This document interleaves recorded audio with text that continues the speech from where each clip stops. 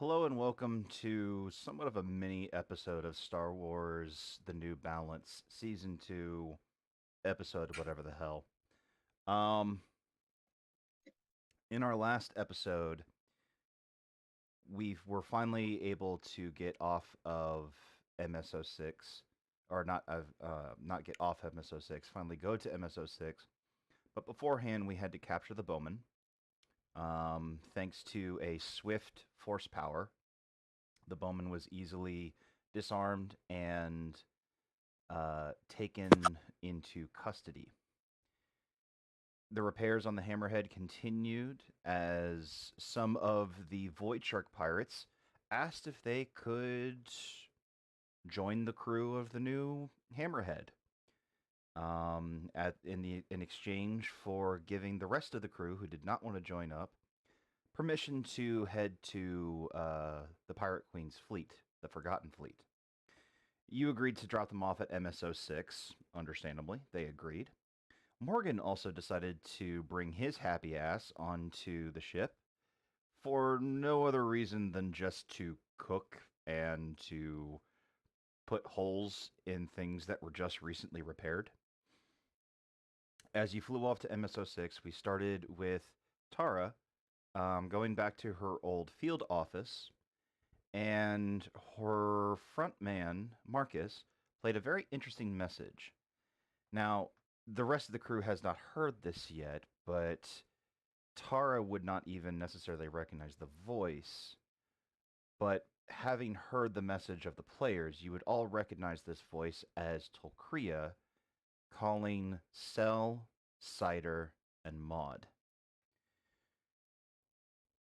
And with that, we will go ahead and get started. We are going to move away a little bit from Tara, considering that all of this will be happening within the same timeline as her receiving the message.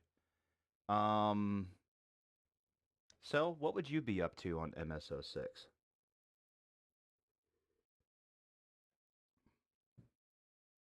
There's a couple things, mostly being on the ship. Um, her main concern is getting. Well, her main concern is making sure Koval is all right. Um, but she can't be there the whole time, so she's got to go do things. Um, for the most part, MSO6 is just. You know what? I think I got something. Okay. Um, so I had that safety mask from the Pirate Queen, right? The mask they were going to hand over and be like, "Hey, present this to any of the Pirate Queens, and you're safe." You do have it. However, you do recall that the captain um, said that it wouldn't work. Yeah. I do. Okay. Um, so I would kind of take that and right as because from what I understood, the sharks that were leaving, they were going right back to the Pirate Queen, right? Um, I mean, they basically, as you guys have landed on MSO6, the pirates who have chosen to not stay are going to try to find some way from MSO6 to the Pirate Queen. They're just right now they're not really sure how that's going to happen. They may have to do some dirty work on MSO6 to find a way back. Okay. And what about the Bowman? What's he? The Moban is still under custody, as far as you're aware. He's still I, locked I up thought we agreed on that the. he was gonna. Well, We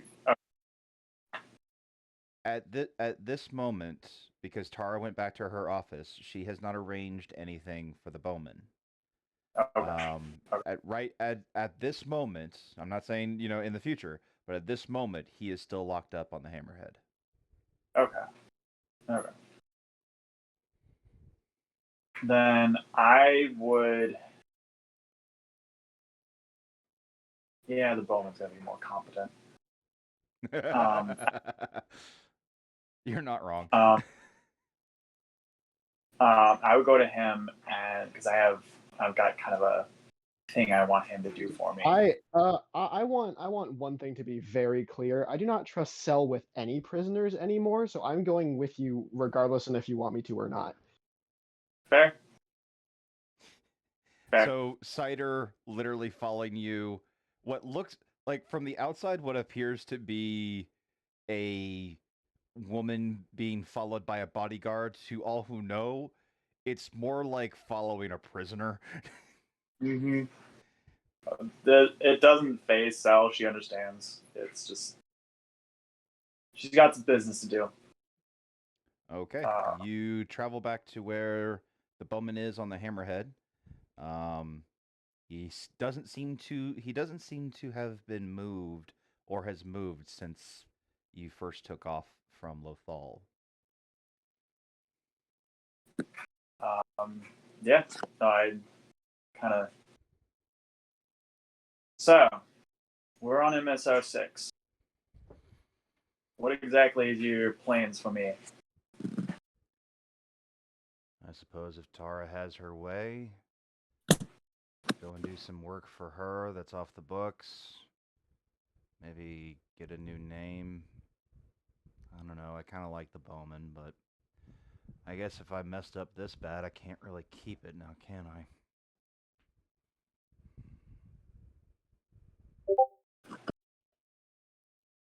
Any possibility I can get you to go see a very particular person that doesn't exactly, well, she's not easy to get to.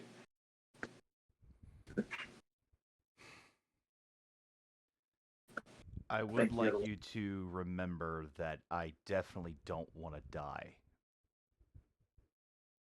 She probably won't kill the messenger, but it's bad for business. Because really, all I need you to do is just deliver a message. If you don't want it, you don't have to take it. I'll find someone else. But I figured a few credits pocket wouldn't hurt. Hurry up and tell me the job before I decline. I take the mask out of my jacket pocket, and it's kind of been marked up in a different way, where it's like it's got how my mask would have looked a little bit, like just like marking, like with a marker or something. I just kind of crudely put it over, but like she'll be able to tell that it's my mask. And then on the inside, just Lothal is off limits. Bowman kind of looks at it. Okay.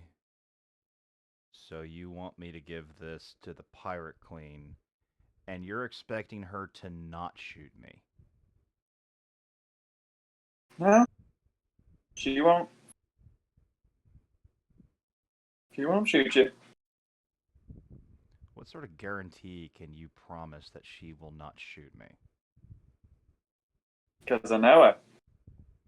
Oh, congratulations. I know her too. I know her to be pretty fucking ruthless. And you're sending me a scratched up mask symbol with the words Lothal is off limits and expecting her to not immediately kill me. Look, if you don't want the job, you don't have to take it. No, I don't want the job because this sounds dangerous as fuck.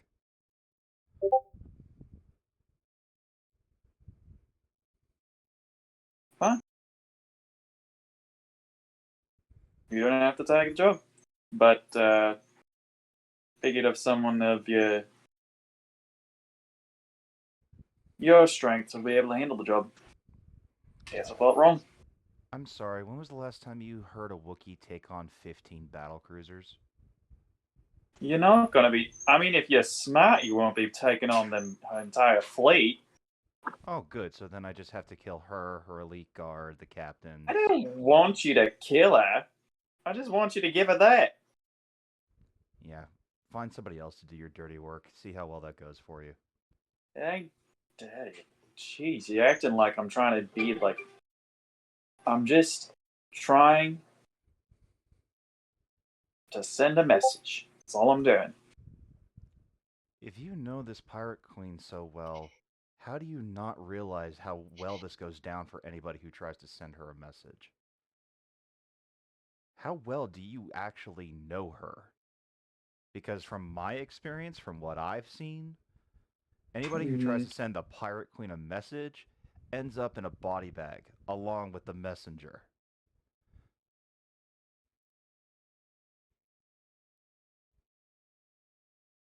Well, then she's changed over the last 6 years. Well, I can't help you there. All I'm telling you is that taking that to her from me, you might as well just go ahead and kill me now. And again, I don't want to die. You know, you seem to think, yeah, you know what? Fine. If you're not going to give her the benefit of the doubt, that's your problem. That's fine by me. But you know what? When I'm SO6, I can take it to Tara. She'll get you all settle up, and out of our hair. That sound good with you, Cider? I'm guessing Cider would just nod. Yeah, I'm just here to make sure you don't do anything stupid. Yeah, fair, fair. The last one was just personal. This one's just, you know what? I'll bring him over there. Wait, actually, I don't know where her office is. I don't think any of us know where her office is. I was about to say. Tara just kind of left. Yeah. You know what? As is a Tara thing to do. You know what? And I turn back to Bowman. You wait here. I'll let Tara come get you. But you know, thanks anyway. Yeah, you're welcome. From there, we're going to actually cut to Maud. Having landed on MSO6 Maud, what would you be up to? Or what would you want to do? Usual MO6 run of looking for spare metal, spare parts, things that I can just kind of play with, if you will. So, how would you go about looking for them? Oh, fuck. It's our friend that has all the junk metal. His name. I don't remember. I don't remember either.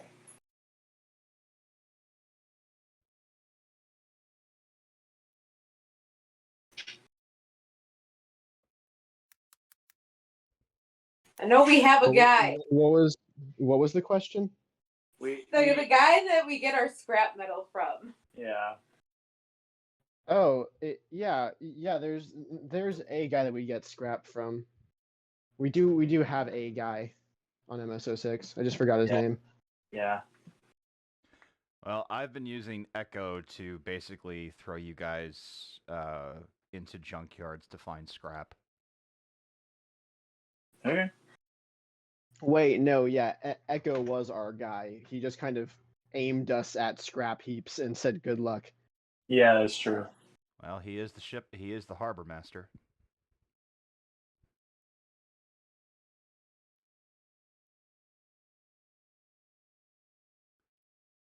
So, I'm guessing Maud would walk up to Echo, and what would you really be asking for? Because Echo's kind of looking through a data pad, kind of looks up. Oh, hey, Maudie, what can I do for you? Looking for scraps. It's like right now she's just kind of wants something to kind of take her mind off of everything. So just like a little project bot, if you will. Project droid. Something to build. Project droid. Food. Ow. My God. I'm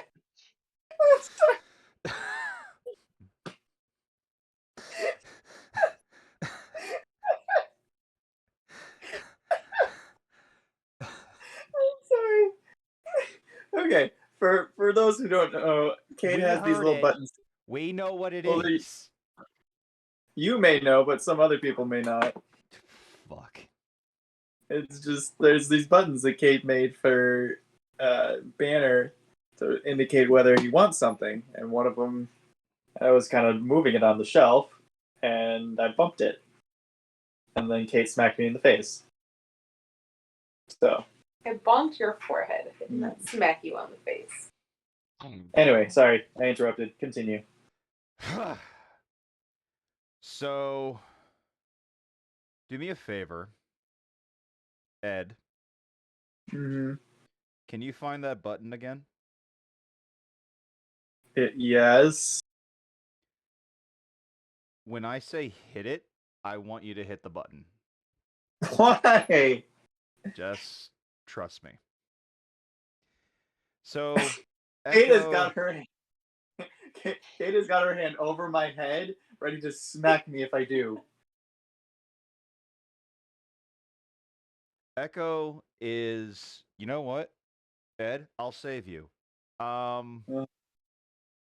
So Echo is kind of looking over some stuff because he gets work orders all the time.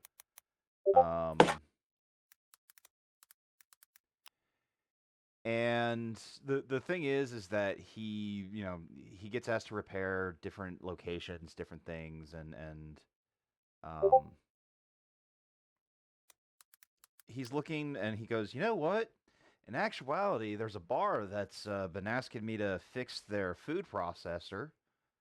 Might pay a couple hundred credits if you just kind of want to work on that. Should be pretty easy for you, considering your talents and things along that line.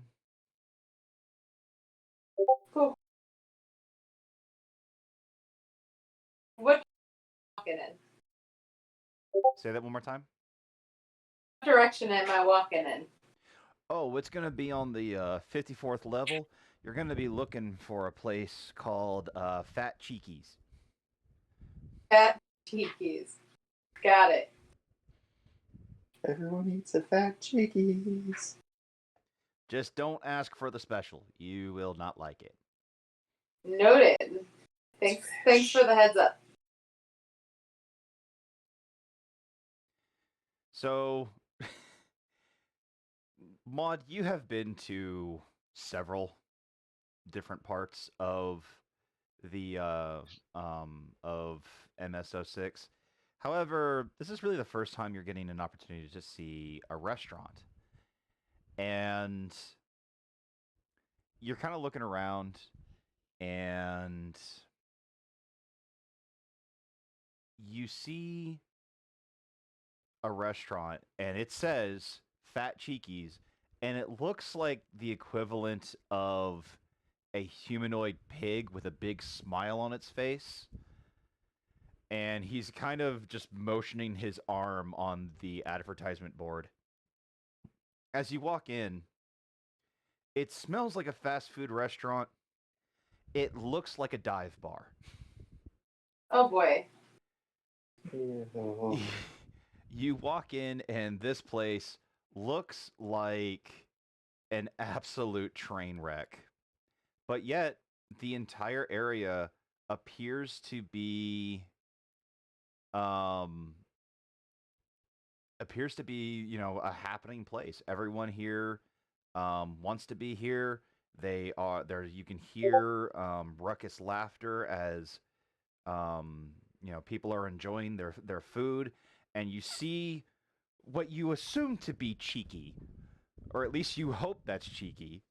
You see a alien-looking pig flipping burgers and cooking up bantha strips and everything. And he looks at you and he goes, "Welcome to Cheeky's. What can I get you?"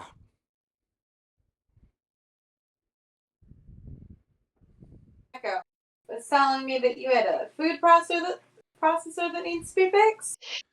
"Oh, you're working for Echo. That's perfect. Yeah, please come to the back. I've got the droid in a couple of pieces." Oh, okay.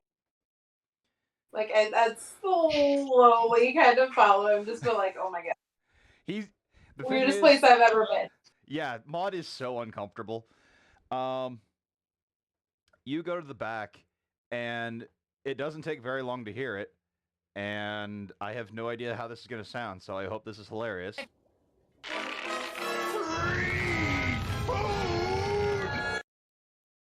Well, not what I was wanting, but whatever. It says that over and over and over again. It screams free food at anything that walks by it. Oh boy. Don't suppose you wanted to be doing that, do you? Well, considering I make money, no. Well, I will do my best to help you with that. I'll pay you a couple hundred credits if you can get it up by the end of the day. Sounds good. And he kind of slumps back and just kind of like, he doesn't really walk at a speed that you would call walking. He just kind of ambles.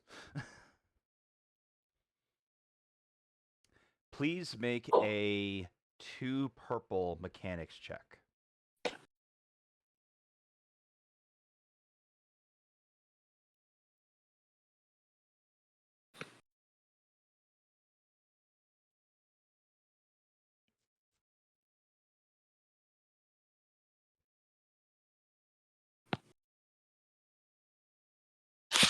So, working on Boomy, compared to Boomy, working on this thing is a holiday. Because this is essentially a consumer grade droid. First of all, Cheeky didn't even turn it off.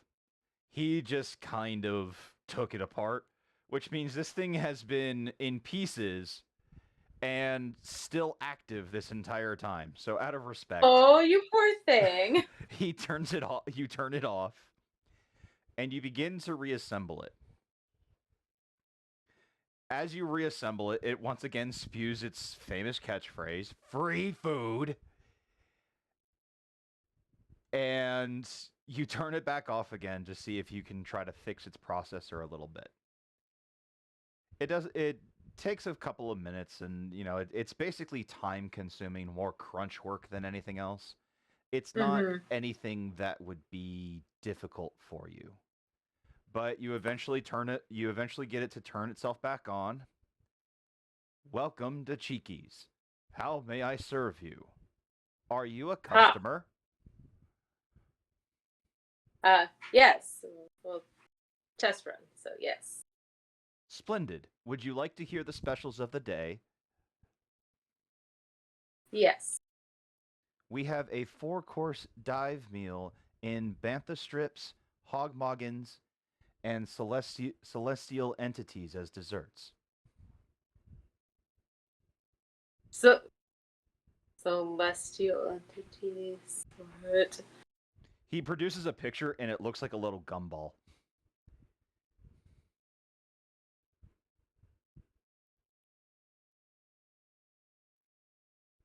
What else do you offer? Well, we have over 14 different beverages, 32 kinds of appetizers, one main meal that almost everyone orders, and at least 32 different types of entrees. You're gonna make Gio come up with an entire menu. No, I'm not. I'm trying to just test his.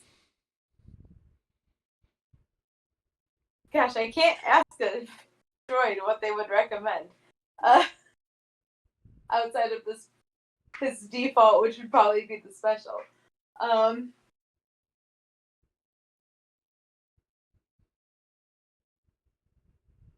of go through, and I'm just like, is it with it? Do I place like the order with it, like where it's kind of like a waiter droid? You think that you think you could probably place an order with the food processor droid? Okay. So I'm just like, I'll try, this milk item to drink. The blue milk.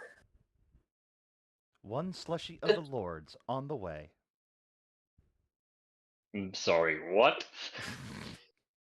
I'm making this shit up. I'm making this shit up as I go. No, you're totally fine. That was just a little surprising. uh, hey Gio, what did you do for D&D? Oh, I came up with an entire fast food chains menu. What did you do? Hey, that shit's difficult. I'll give you that.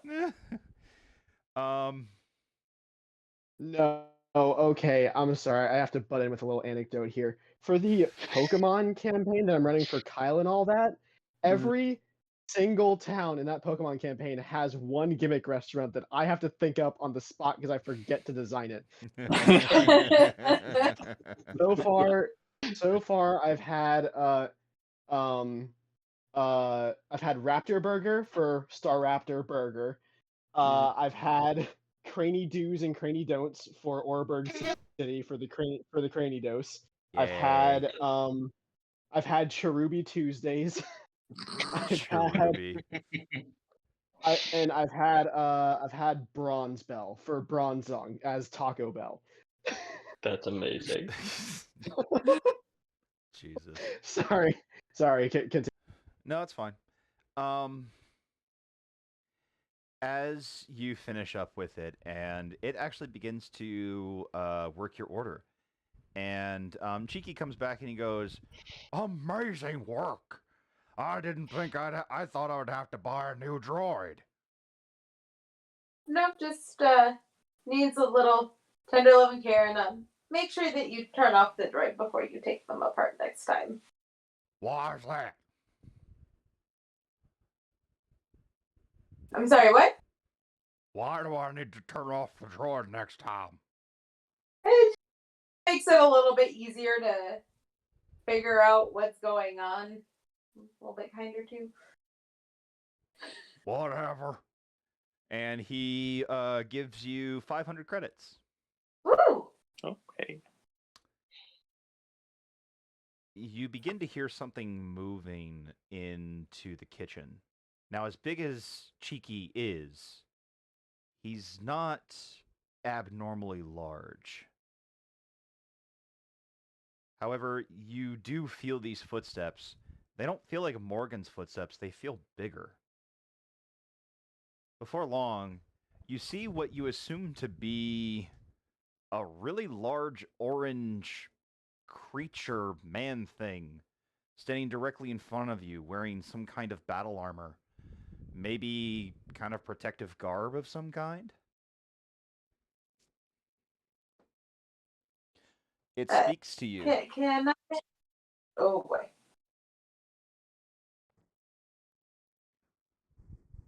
So I hear you're working for that bitch, Tara. Sorry, who the fuck are you? Name's Bashan. Okay, well, Mr. Bashan Frise. The fuck you say to me? I don't know how you think I'm working for Tara. I don't work for anybody outside of myself. Do I know her? Possibly, but I don't know who. What's your deal? Bitch fired me, and everyone says they saw that bitch Lestara get off the hammerhead coming in. They saw you get off with it too. Okay, well, like I said, know her. Yes, we arrived here together, but I don't fucking work for her. So you better get your shit straight. Regardless, how's about you send her a message for me? And he immediately swings at your head. Oh, fuck me. Oh. Please roll initiative. Cool or vigilance? This will be cool because he's a big ass motherfucker. And I'm assuming I'm not there for this time because No, none of us not are. interrogating. But like, once he's like said Tara, oh shit, fuck. I'm like kind of push on my comms. Just like, Well, he's gonna take a swing at you first because he won the initiative slot. Well, they're actually sheets here. Oh boy, this is not going to go well. Not as bad as you guys are making it out to be. No, Yeah, he's not a good bodyguard, so we'll see how this works. There's your stuff. Is there any defense melee range, or is there anything else I need to know before I roll an attack on Maud? I don't. It's your weapon. I mean, that's my weapon, but that's not necessarily going to help with melee attack. Yeah, Where's my iPad? in the bag. Sorry.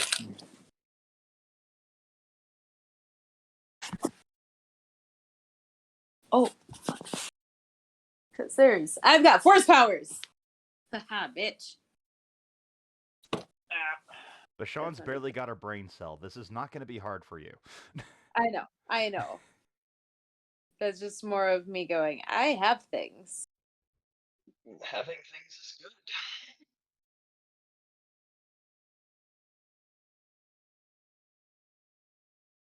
As a matter of fact, I'm going to implement a rule, and you guys are going to think it's pretty funny. Oh no. You'll see what happens. This will be good. Fair enough.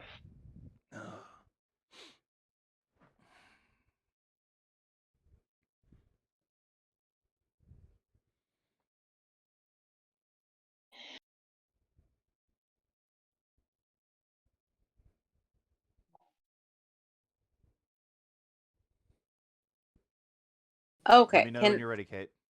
Can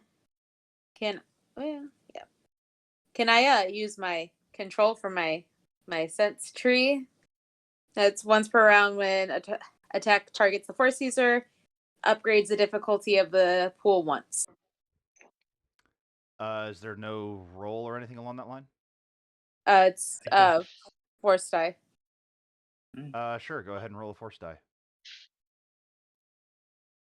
I was gonna say, can you? No offense to you guys. may Can not- you have that? Hold on. Because you may not. Oh, yeah, you you- may not be able to do that before he acts. Okay. I think that's the Now, worry. yeah, that's the thing, and also it's not a force roll. It is a committing a force die. So what you would That's what do, that Kate, is. is on your turn you would just say that you're committing one force die, and then Okay. you can't use that force die, but you will upgrade any incoming attacks by Okay. once per Okay. round. Javen would know. He had a sense on Temnut. I also have sense on Cider in that same ability. Yep. There you go. All right. So there's no melee defense, anything along that line? Nope. No other way to upgrade? No. Okay. Just wanted to make sure before I did this roll. Oh Oof. boy. So Technically, still a failure. Mm-hmm. he will always be a failure. So because he's so incompetent, he doesn't know how to use advantages.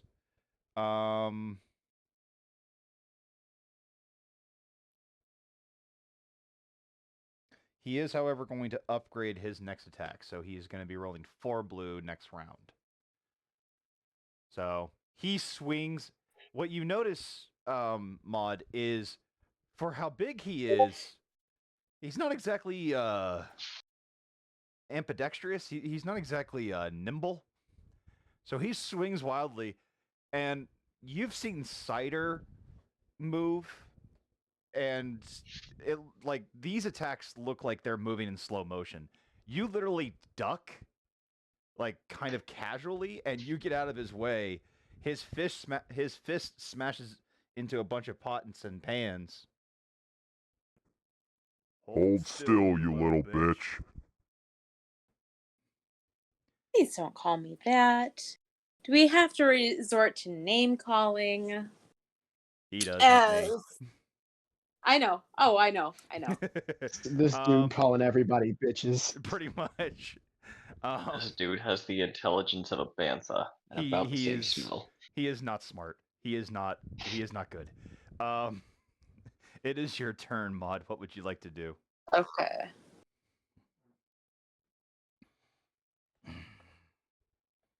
Sorry. Making sure I've got everything in front of me.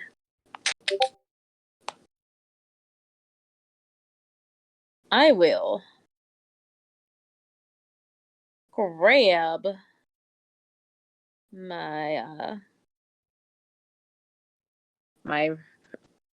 my wrench off of my tool belt.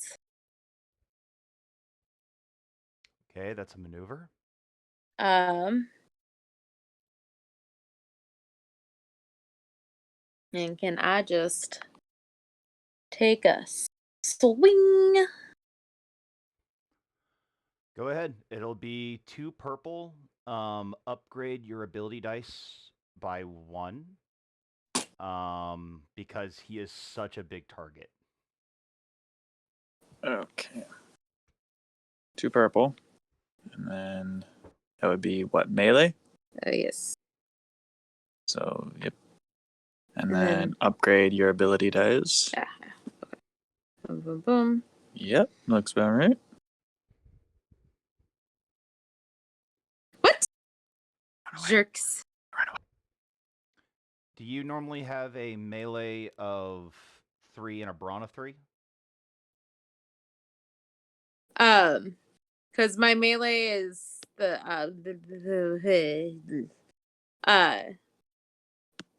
2 yellow, 1 green, so upgraded it. I just want to make sure that you got okay. Just wanted to make sure that you got the upgrade in. That's all. Yeah. Yes, we did. How would you like to spend that advantage and that triumph? How can I spend the advantage and the triumph? Get away. Duck under and just take off and be like, guys, help! You can. Help me! You can leave the combat zone if you want. Yeah. So I'm just gonna kind of duck under, get on comms, and be like, guys, I got this guy here that seems kind of pissed off at Tara. We could meet up and hopefully have this guy not kill us all. Is this to everyone or just to Cider and Cell? Probably. No, I'd probably include Tara in on it because it'd be like, who the fuck is this guy and why is he pissed off? Noted. So I'm gonna say that you used your advantage and triumph to get out of the kitchen. You are now in medium range. He is still going to come after you, and he's going to use all of his momentum. Because he's a fat fuck, it requires more strain for him to move. But he does come up behind you. And once again, he takes a mighty swing.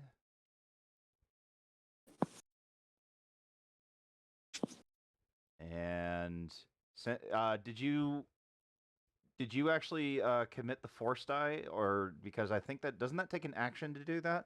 Yeah, I had to look it up. It does take an action. So because you swung your wrench, you were not able to activate the sense control, so it doesn't get upgraded twice, thankfully.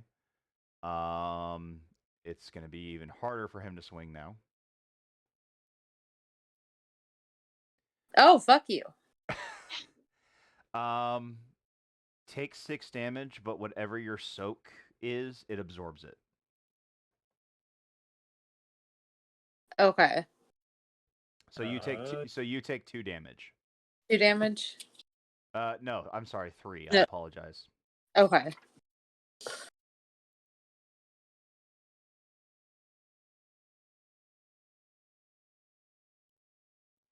So, Maud, you kind of get this like slap on the back of your neck, and it just kind of stings a little bit. It's not really painful. It's just more like, ow, the fuck. So we're Um, doing. I will say that at this moment, Javen, do you want to try to do combat, or do you want me to do it for you? How would you prefer?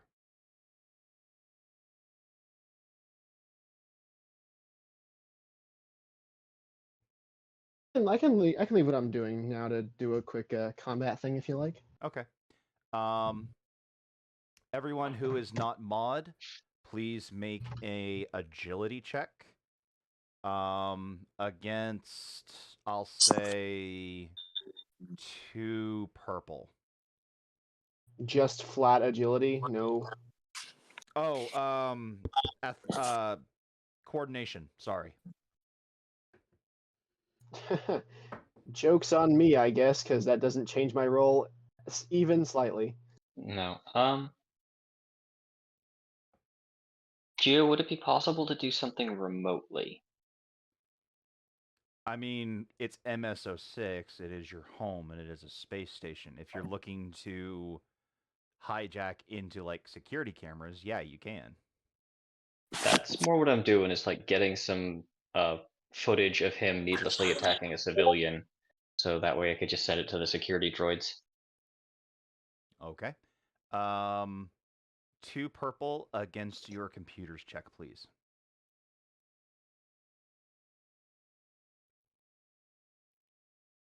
Okie dokie.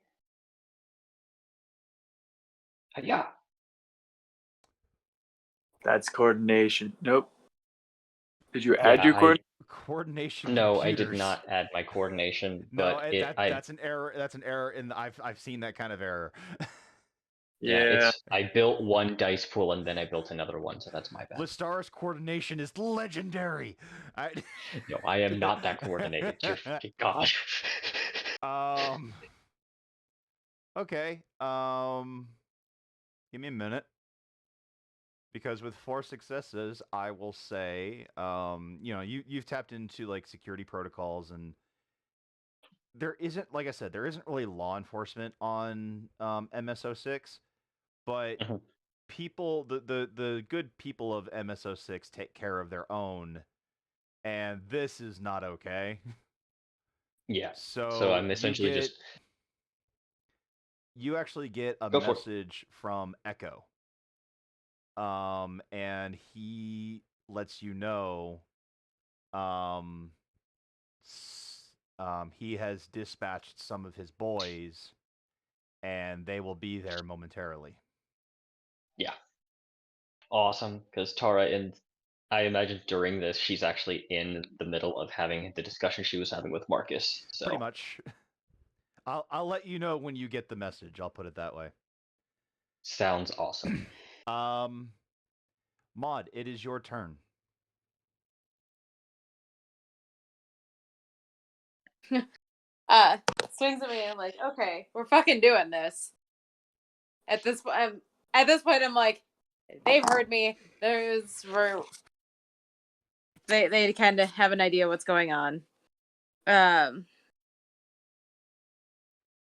So, I'm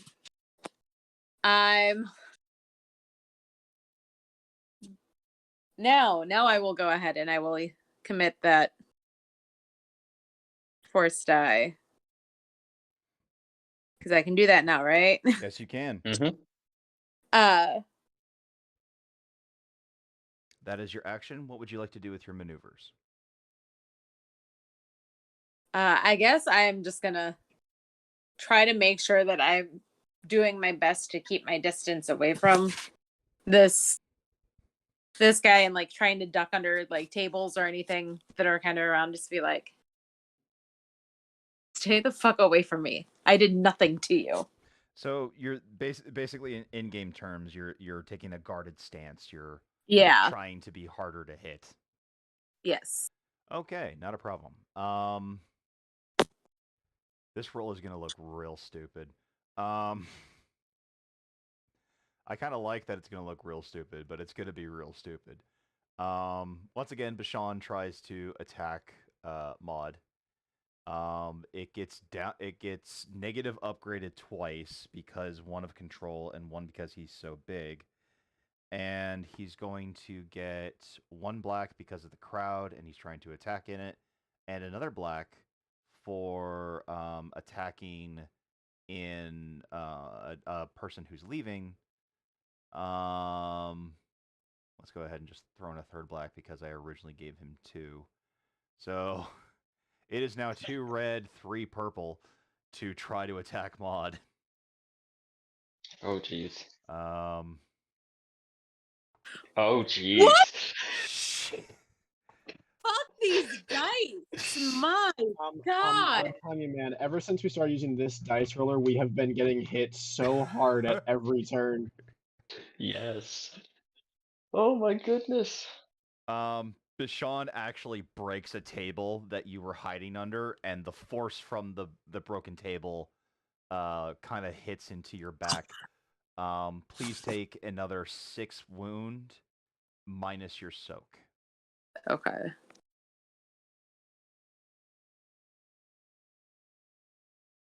Holy Hannah. This was not supposed to be this hard.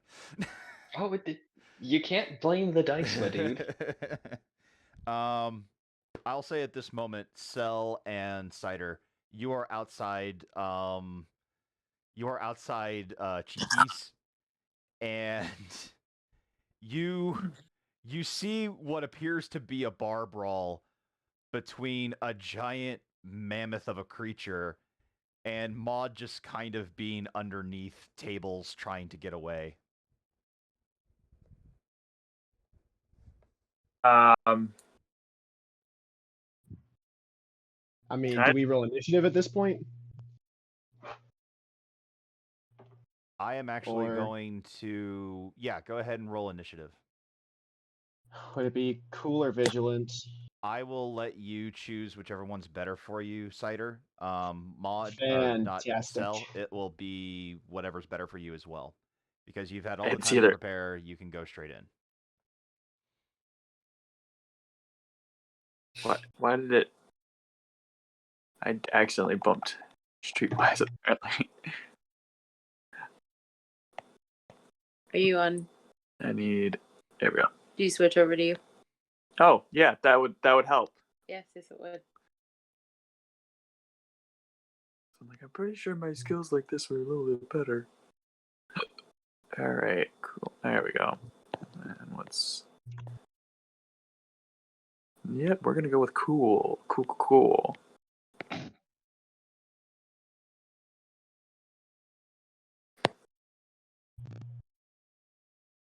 Okay. Who would like to attack now that we have a small party going? Who would like to attack this asshole first? I will say that Cider and Cell are at medium range, and obviously Maud is engaged. Okay. Can I just fire a shot? Yeah, go for it.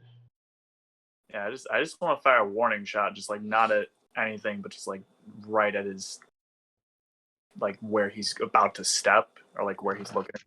Just any way that it like will like go past his face or like.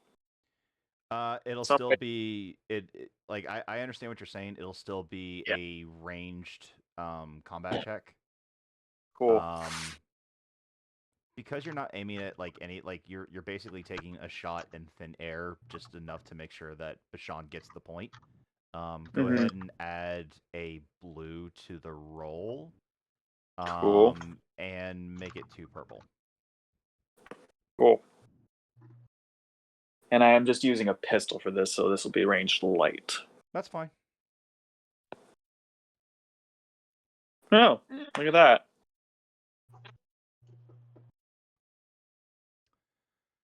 So I'm going to use that failure to say that you don't go past his head. You actually do hit him.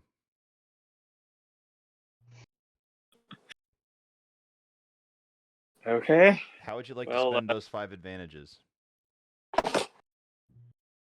that I get him his attention off of Maud and he's not charging her.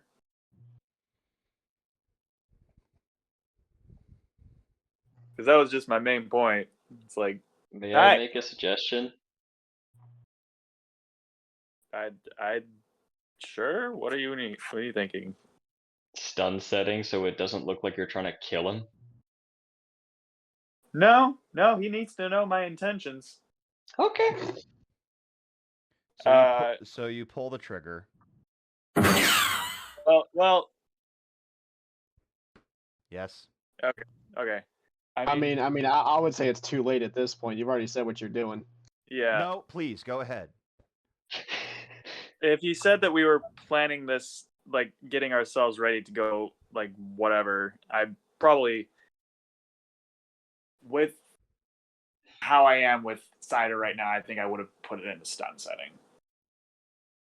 Okay. So you pull the trigger.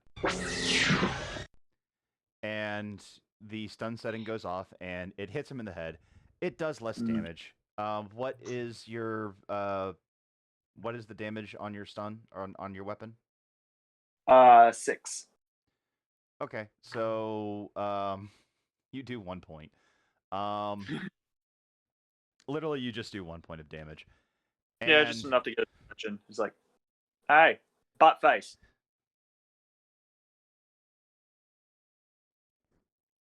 What you want, bitch?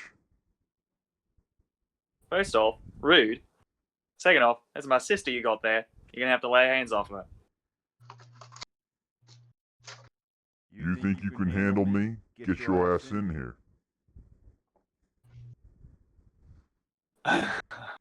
Honey, you ain't my type.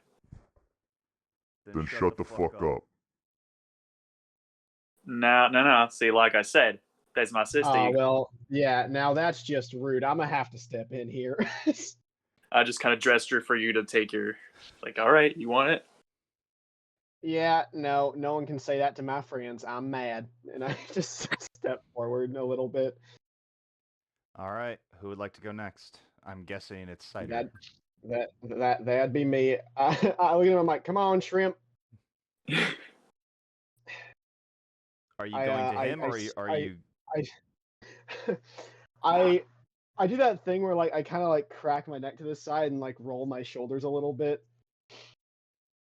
I like hawk a loogie off to the side. I'm like, come on, you son of a bitch. I got some anger to work out on you. So do you go up to him or do you wait for him to come to you? I wait to see what he responds with. And then that'll decide if I go to him or not. Okay. Maud, what are you doing? Oh,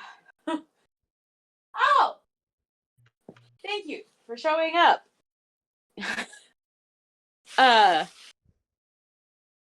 Sun Self probably minorly had him distracted. Mm-hmm. I just want to take my wrench and bam. So blindside him. Yeah. Oh, my turn wasn't over. I was seeing what he responded with verbally. Okay. Sorry, Okay, so sorry. sorry. Was I not? I thought you were basically like holding your turn to see what he does, but it's not. Oh, in initiative no. order, he's not going. Yeah, no. Like I want him to respond verbally so that I know what I need to do. Okay, sorry, Kate. I gotta go back. Oh, that's fine. Okay, so he doesn't respond. He just goes back to trying to hit Maud. All right. Well, if that's the case, then I launch my cable at him. Okay. It will be two. It is minorly damaged, so I will add the black. Please and thank you. It is 2 purple. Add 1 black because it is a little crowded, but that's it. All right, cool.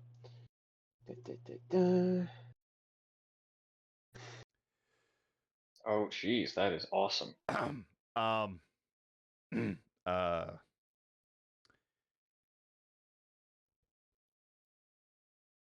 you successfully wrap him up.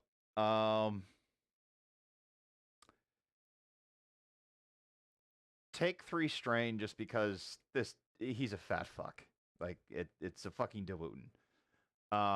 But you have him in your grasp. What do you do? I'll take another 2 strain to use 2 maneuvers, I guess, unless this is too much. But because I'm at medium range, I want to pull him into short and then use my second maneuver to go to him to where I'm engaged with him. Well, I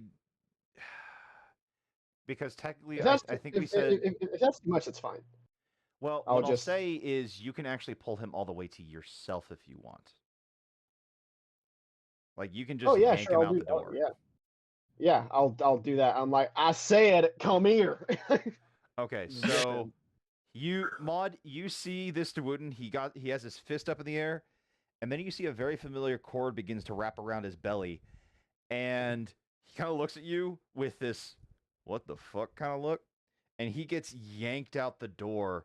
You hear a glass shatter as he gets thrown through the door. Get over here. Quite literally. All right, you've pulled him successfully in front of you. Bestie. I do a little 2-finger salute. Is he still standing up, or is he just like? I would the- like logistically he's prone, but not in game prone. Okay. Gotcha. So is that that would be your turn, correct? That is all I can do. Okay. I will sacrifice my maneuver to do the whole yanking thing. I feel like that's fair. Appreciate it. Maud, you just saw all this happen. What do you do now?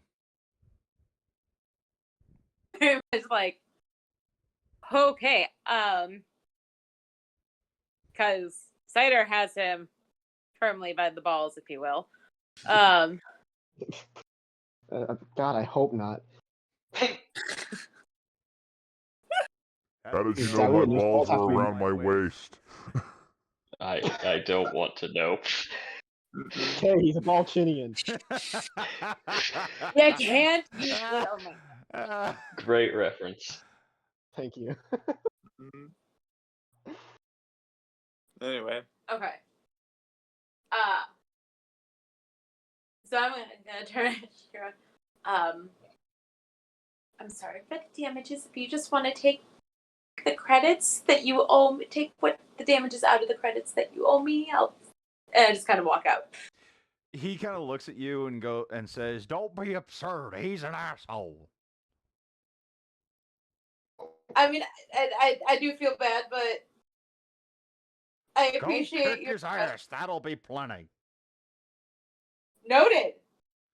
jeez. Yeah. Nobody likes Bashan.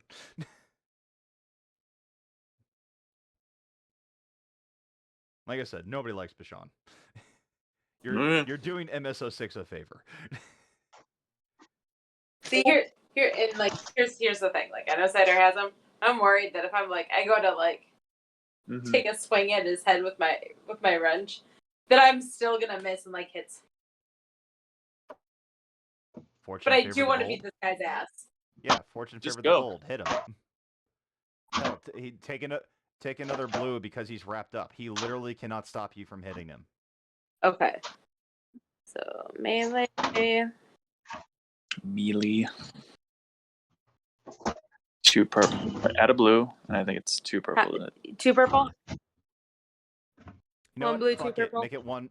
Fuck it. Make it 1 purple. He can't fight.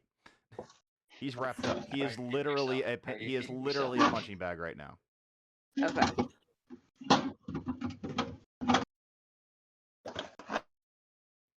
All right. How much Damn. damage does it do? Javen, can you mute yourself, please? I thought I was muted. Sorry. You good?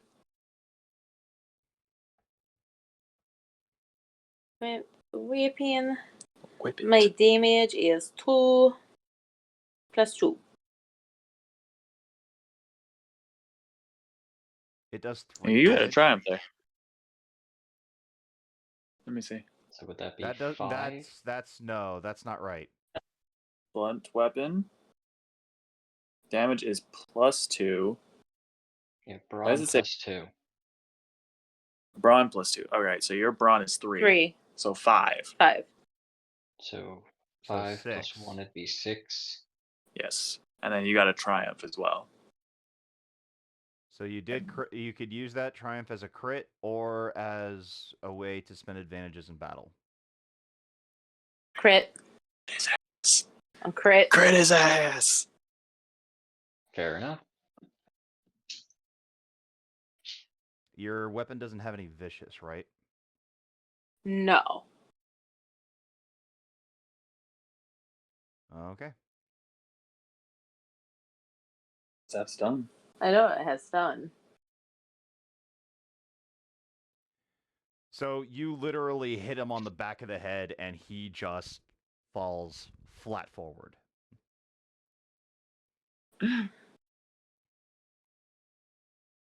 It's at this time that you guys begin to hear the click and clatter of what Maud and Cell would recognize as droids. What the players would recognize as old B1 battle droids. About 4 of them come up. And they all point their blaster rifles right at Bashan. You are under arrest for endangering the public. Surrender now. Still had to think about that, did you?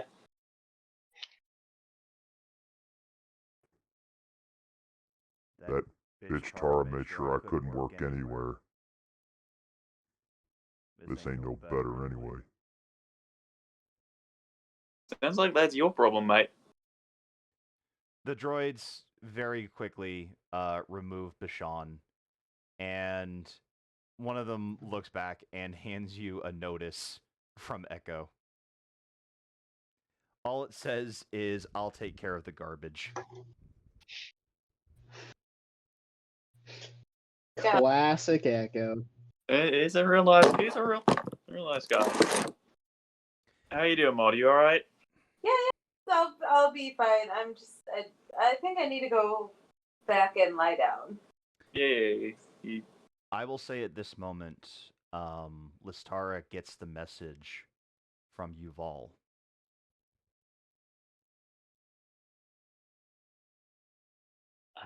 I feel like at that point, Tara would do what she attempted to do last session and open her comms and just be, "Ladies and gentlemen, I have a clue."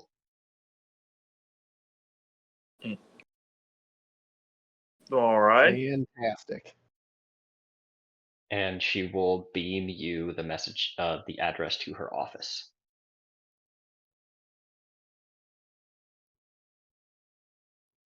On the way there, Javen, are you available for just like a very, I won't say quick roleplay, but it hopefully won't be very intensive for you.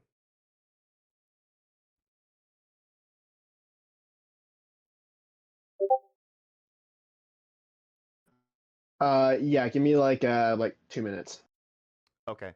What I'll say is, on the way to Listara's headquarters, Maud, Cell, and Cider walk past the Forge Master's shop. And it looks a lot brighter than usual. As a matter of fact, it looks almost too bright in there. Everything actually looks a little not right, actually. And before long, you guys hear this come from inside.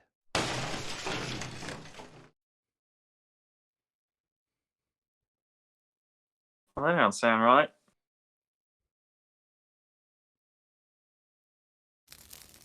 Sounds like a bit of remodeling going on in here.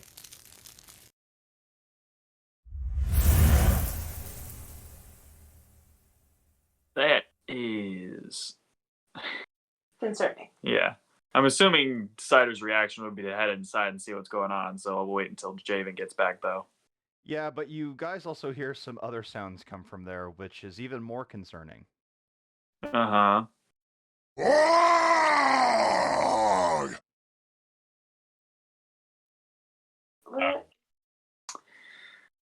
Everyone's got an anger problem tonight. Question: Tara would not obviously hear this, correct? Yeah, no, you're nowhere. Like, you're still in your office contemplating what Yeah. happened. Fair enough. I guess we're going in to save Cider's girlfriend. Or at least help her save herself. She doesn't Probably really the need. second one. She actually doesn't need saving. So if I can pause the game for a minute, I'm not really spoiling the reveal here, but I will kind of show my hand a little bit. When I first started looking at videos on TikTok, there was this content creator who was based out of Alaska, and his whole gimmick on TikTok was that he would never say like an actual word while fixing cars. He would just kind of grunt and basically just like go, come on, just kind of like, do that kind of thing. And sometimes he would laugh wildly if he set something on fire by accident. Like, essentially, it was like, imagine if someone was like just pure chaos working on cars. That's essentially Caveman what this guy mechanic. was. Yeah. Okay, so I know you were saying stuff, but Dad was talking to me, and I'm working on a project right now, so I missed everything after I said 2 minutes. So if It's you can not a please repeat problem. what you said. I wasn't sure if you were listening or not. I was just giving everybody a kind of a lead in. As Gotcha. you guys get that message to go back to Listara's headquarters, you walk past your girlfriend's shop, and it looks a lot brighter. It looks a lot. It actually looks way brighter. It actually looks a little too bright. And as you walk past it, you hear this. And then you hear something from inside the shop. You think say this, maybe? Well, y'all go on ahead. I'm gonna go check this out. No. I want to watch this train wreck. All right, your funeral. And I just kind of slowly, like, hilt in my hand, just kind of like take one step in, look around, kind of like very easily ease myself in. I don't call out at all. I just kind of slowly walk towards the noises. So as you do, you actually see the Forge Master. She's got her helmet on, but she's doing that thing where she's pressing on her forward temple. She's pressing on the bridge of the helmet nose, and she looks up and she goes, "Oh, Cider, glad you could make it." What's all the commotion here?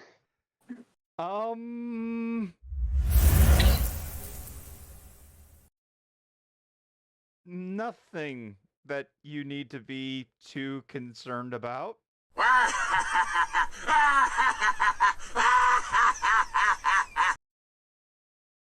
I slowly squint my eyes and I'm like, what's going on?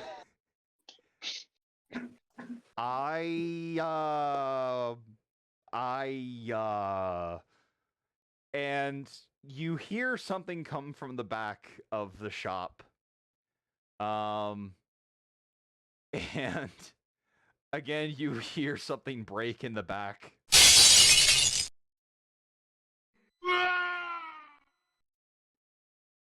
Oh dear. And she just kind of turns around. I'm betting you're thinking there's a really good explanation for this. I just want to know what in blazes is going on right now. So would I. And she lets out the biggest sigh of her life. Banner. My brother's on MSO6. You're who? Still What just now? starts laughing. Well, I didn't know you had relatives. Let me meet him. No, that's no, that's fine. It'll be fun. Let's go. And I just kind of start walking past her. As you do, you look into this room that you haven't really seen before, and it appears to be not necessarily like an insane asylum pad room, but more of a mad mechanics workshop.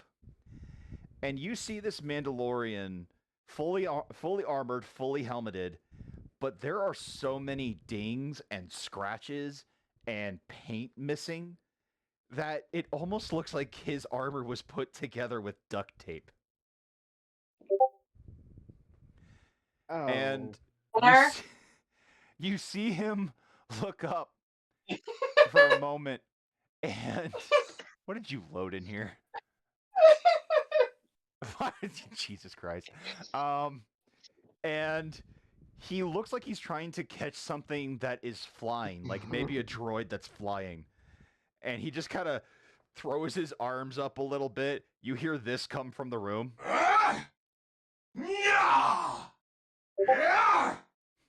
He's just trying to grab this thing.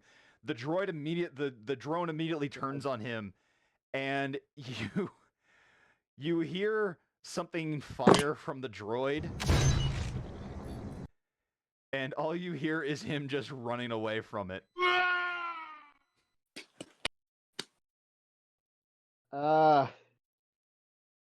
You wanna fill me in here? And I look at the armor. So she looks up and she goes, "This is not how I wanted this to go."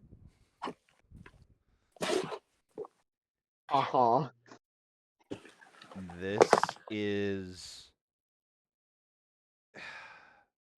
This is my brother Savan, and he is probably the most brilliant Mandalorian forge savant that we have. Cider just kind of slowly pans back to her. As she says that, you again hear from the room.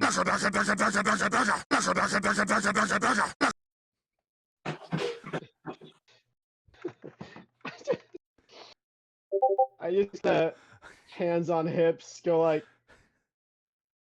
right. I know it sounds crazy, but he makes some of the finest weapons and armor probably in the Outer Rim. Assuming not for himself, and I kind of look at his armor. And as you do, he just kind of looks back, and you suddenly see that the room he is in is on fire. Now, where did all that mess come from? I start trying to put out one of the fires. And she kind of puts your arms up and goes, "No, he's fine." Trust his process. And the thing is, he's standing in an inferno, but he doesn't seem to mind, and he doesn't seem to be catching on fire. And he's wearing nothing but the Mandalorian helmet. He's wearing full Mando armor. I know, I'm just hilarious. If he does look at me, I just kind of hold up a hand as like a green, like, hi. And as he does, he looks at you, and he kind of waves back, and you hear him speak for the first time, but he only says one word. Like, he looks at you, and he goes, "Hey, Mando." He just said Mando? Yes. I kind of just shake my head and go, no, I'm from Lothal. Hey, Mando. I turn to the Forge Master and I just go like, I guess that's the extent of Yeah, what he yeah, says. that's the only word he can say. Now, I mean this with the utmost respect. Was he, was he handled with care when he was a kid? Believe it or not, yes. And he used to be a lot more talkative. We don't know when this happened, and honestly, not a lot of the Mandalorians I know really mind. All we really know is that if you need something made, he can probably make it. As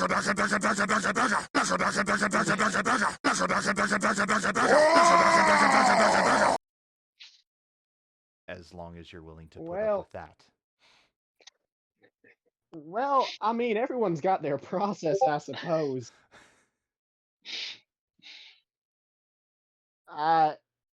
Oh. So why is he here? My parents wanted him to come see my workshop.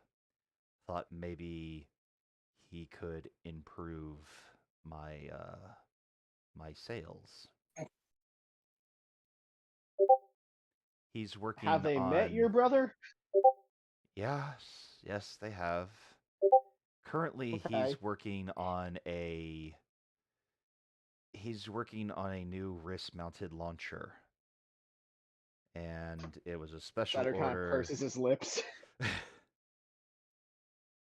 He is trying to make a wrist-mounted launcher that fires thermal detonators. Whales above.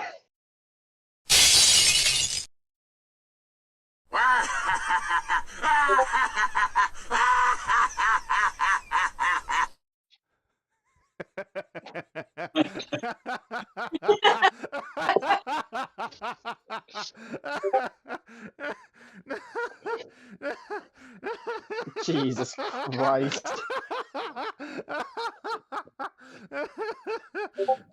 Yeah. That was not supposed to be that funny. No, that's awesome. That's fucking hilarious. Mendo. Mendo. Well, so I guess my next question of many, are you safe here? Oh, I'm perfectly fine. He doesn't actually like hurt anybody or anything. Like really, he just needs a room to work, and it'll be a really powerful wrist launcher when he's done.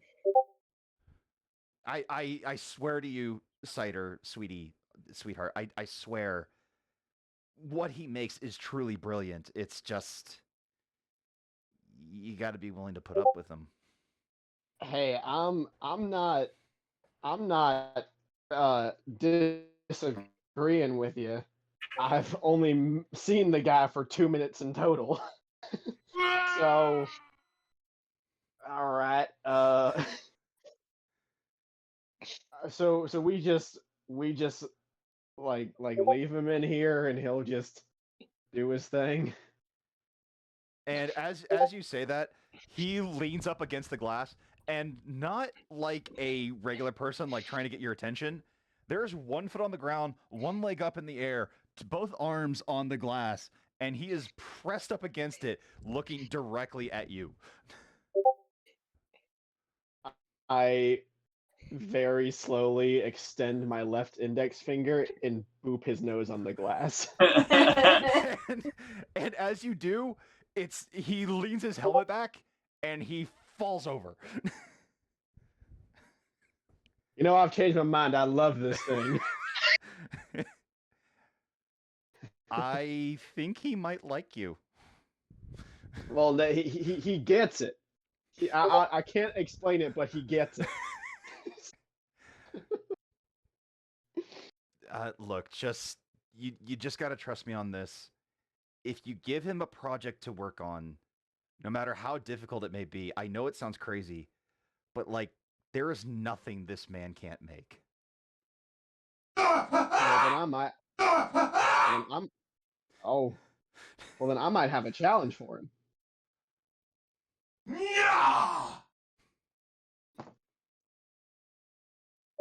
And what would that challenge be?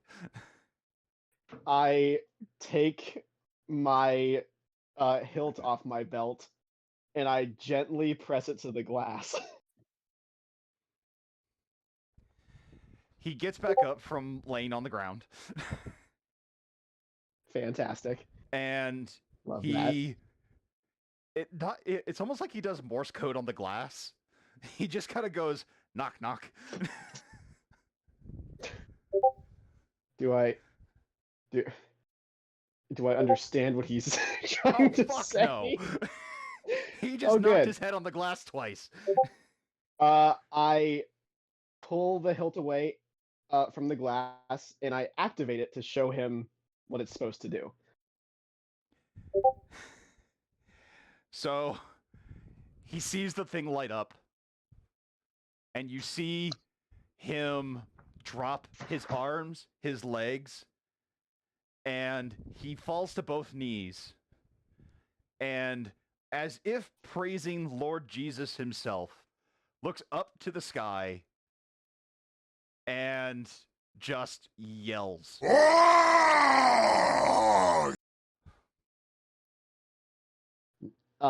I keep it activated and I just whisper to the armorer. I'm like, now I know you explained to me the history between the Jedi and your people. Does he know anything about that? No, he does not.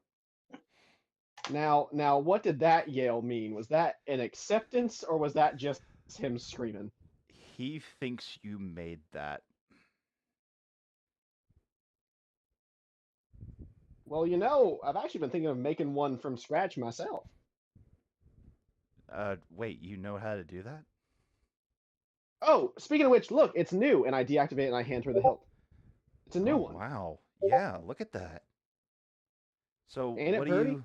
It's very pretty. What exactly do you want him to do? I want to truly test this man's metal. I want to see if he can craft something similar to this. You want to see if he can make a lightsaber? Sure. You said he's the best. And she kind of giggles a little bit, and she goes, "Do you mind if I hold on to this for a while?"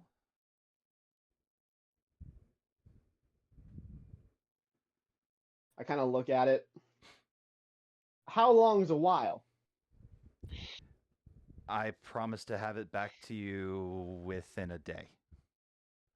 Oh yeah, sure. Fuck it. Go for it. So she takes the hilt of the lightsaber, and just be really careful. She Don't holds it up break against the it glass. irreversibly. She holds it up against the glass, and you hear from inside the glass again.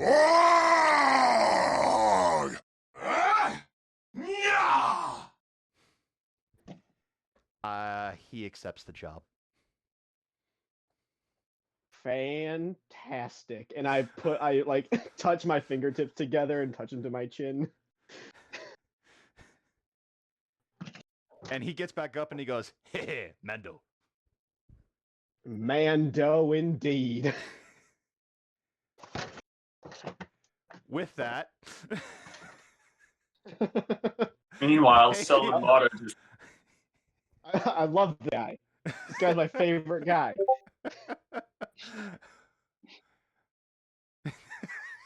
That meme of the King Ghidorah, that should not have hit as hard as it did, but it fucking did.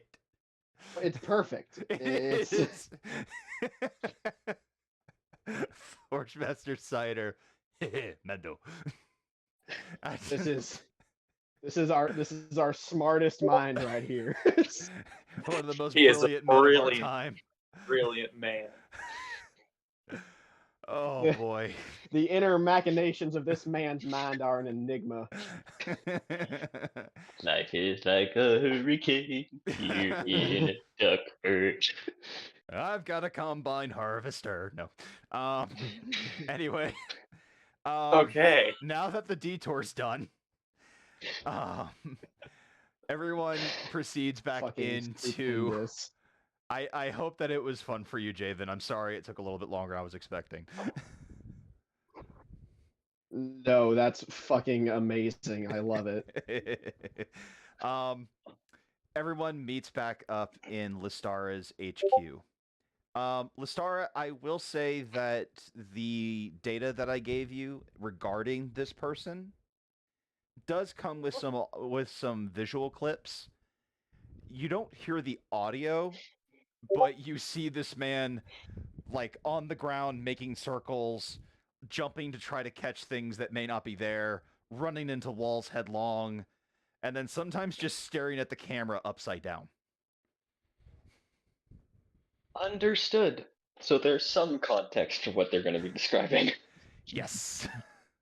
Okay, that helps a lot. And I will say, like I said in the message, you did get the message. He doesn't speak, but he is loud. He is a loud boy. Yes. All right, all four of you have met back up. I am going to let you guys take it from here for a minute.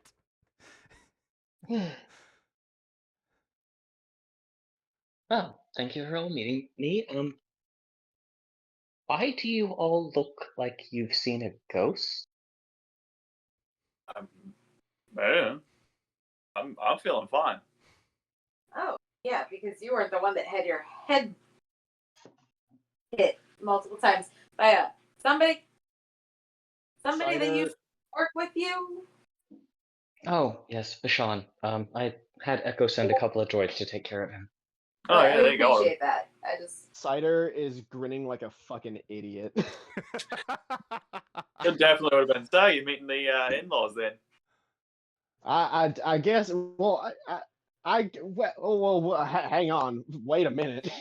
I haven't been dating that long. Jesus. Hey, you know what? Sometimes you just meet them when you meet them. Oh, you met the other Mandalorian. Yeah, I never did get his name. What do you know what his name is? I've only seen recordings, and the Forge Mistress and I are not close. So no, I'm afraid I didn't. Oh, said yeah. Name. Doesn't she said- not like you? No, she does not. Oh, Does that she sounds know like. you're here? I hope not.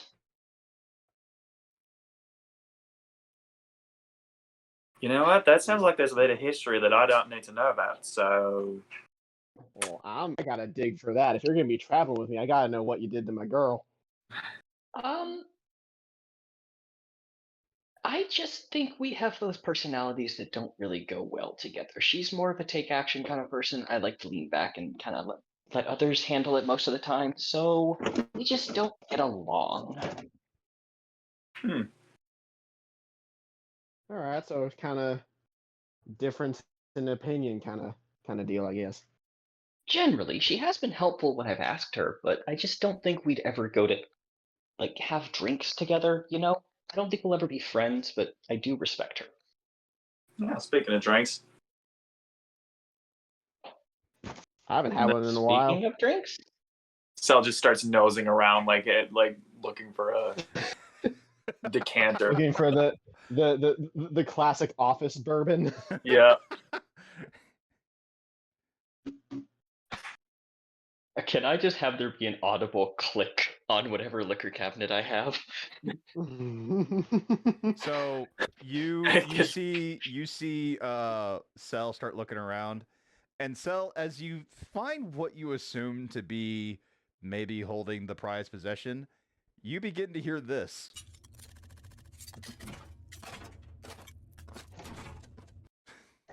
And the whole cabinet locks itself.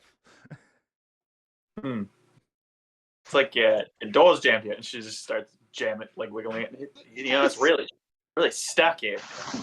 Oh, hold on, I got something for this. I go to take out a pistol and it's like, hey, let me just fix this for you here. If you shoot that in my office, I'm not going to be held responsible for what the cleaning crew finds.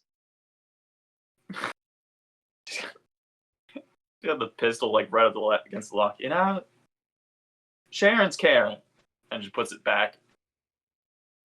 We'll share when the job is done. Once there's work to be done, I don't feel like drinking is the best idea. Yeah, whatever. So, what you got for us? I will say Marcus has been standing in the corner this whole time, now terrified of the person who just pulled out a pistol in the middle of the meeting room. Stell just notices him just like, huh, oh, you're here. I was about to say, have I ever met Marcus before? No, none of you haven't. He was just kind of in the corner being very quiet. Then yeah, as all this is happening, Sarah's just kind of staying there, like not even like 2 feet away from him, just kind of like watching this whole, and then he just goes, "Oh God! Oh, Holy! Where did that come from? oh, okay. Oh, hands to knees, like, oh, I got. Whew. Marcus, if you would like to be, you are excused. Marcus very gently puts down the data pad and never taking his eyes off of Cell, step by step, very carefully walking out the door. Stell doesn't like. Stell stares him back, just like doesn't even not like a malicious stare, but just like, yeah, what? No, and you like Cell, as you see this person walk out, you see an utter terrified look. You see someone who may not have shat their pants, but definitely has the look of someone who shat their pants. Hold on, give me a sec. Was he there that whole time? Yes, that's my second in command, Marcus. He generally runs day-to-day affairs while I manage the overseeings of my network. Good. I like him. God. He's hilarious. He's a good folk. He's not as excitable as some of my other informants, but he is reliable. And I do believe you've just given him a scare. Yeah, a bit of a sensitive digestive system on that one there. Generally, he doesn't like it when people pull guns in my presence. Well, you know what? Generally, you know what? Never mind. So, back to whatever it is that you got for us. Nice. Tara actually just pulled. He's got the booze. No, he's long gone. He's gone to a bar. He's nowhere near to be seen. Yeah. Tara pulls up and plays the message that was delivered to MS-06. Okay. This has been playing throughout MS-06. I will So your replay names the are out message. there. I will replay the message again.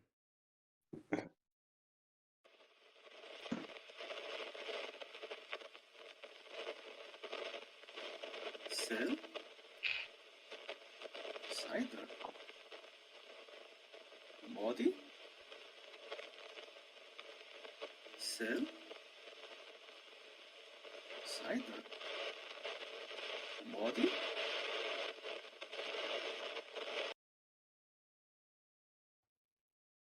I feel like all of our faces just go white.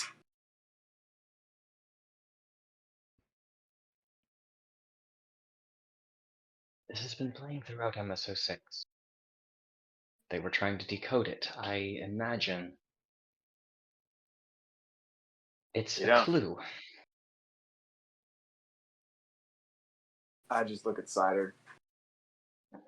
Cider, no longer smiling or anything of the kind, is now just furrow-browed, arms crossed. You said this has been playing throughout this station. Correct. And you don't know who that is, correct? You don't know who that voice belongs to? I have no idea. I couldn't find a voice match even through well, admittedly a cursory search, but there was no one on MSO6 who matches that description. Yeah. Well, I mean, I don't doubt that. Not for a second. Yeah. Is there like an origin point for The planet where it's being Yuval. broadcasted from? The planet who is the what now? Yuval. That's all I've done the research on, is just that name. I look to sell. I mean, I can do a quick. I can do a quick check to see where it is, but I'm not familiar with it. Well, you're gonna have more luck with that than I ever would. How long has this been playing? Do you know that much? According to Marcus, several days. Is there like a more specific time frame or? Geo, would I be able to get a more specific time frame? So, it's according to Marcus, the data that he gave you. This message has been playing for the past 5 days. Okay, 5 days. How many days has it been since we've been on the MSO? We just arrived today, didn't we? Yeah, you just arrived. Yes. So this message has been playing for the past 5 days, and you just arrived here. What happened in the last 5 days? It's Not like much. it's like on the day that this started playing. Where were we? We were still on Lothal, correct? Yes. Yeah, we were getting ship ready. Mhm.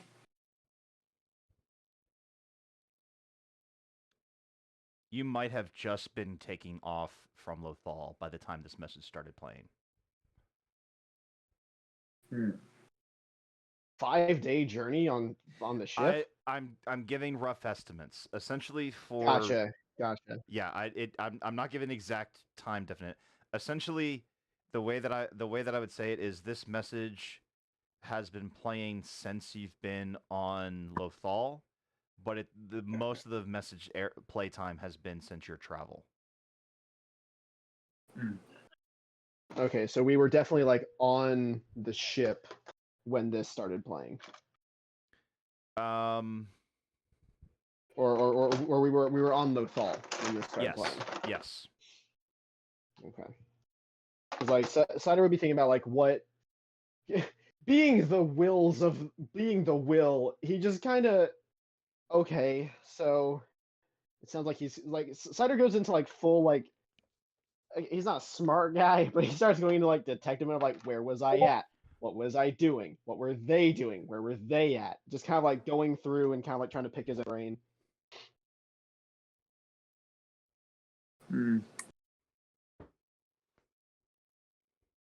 You got a data pad I can borrow? Taurus any information in hers and slides hers through. I just kind of pull up a star map and do an astrogation check of the planet. So Yuval is a planet that I made up. I literally pulled it out of my ass, but I will say it is closer to the core worlds than it is to the Outer Rim. So you guys would definitely be heading into Force Academy territory to investigate this place.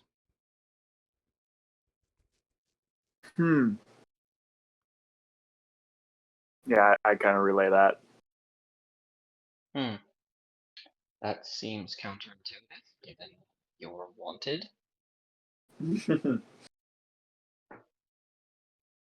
I mean, I've always been wanted.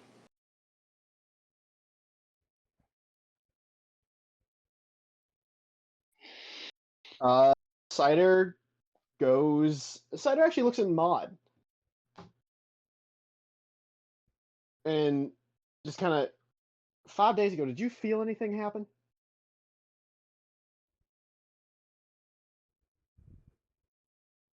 I don't think so. I don't remember. I didn't either.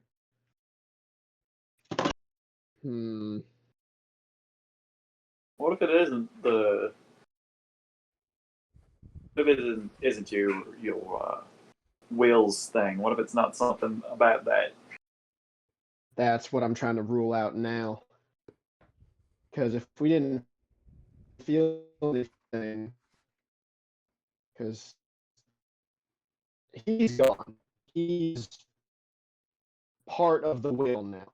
That's a fact. Who's Came to me. gone? He said it. He said so. Friend of ours. It's old friend of ours. Kind of like me and Maud. Kind of the what was it? The force of the Force persuasion. Old Do you have a name? old. He. I mean, yeah. Everyone has a name, Tara. Why are you being so nosy?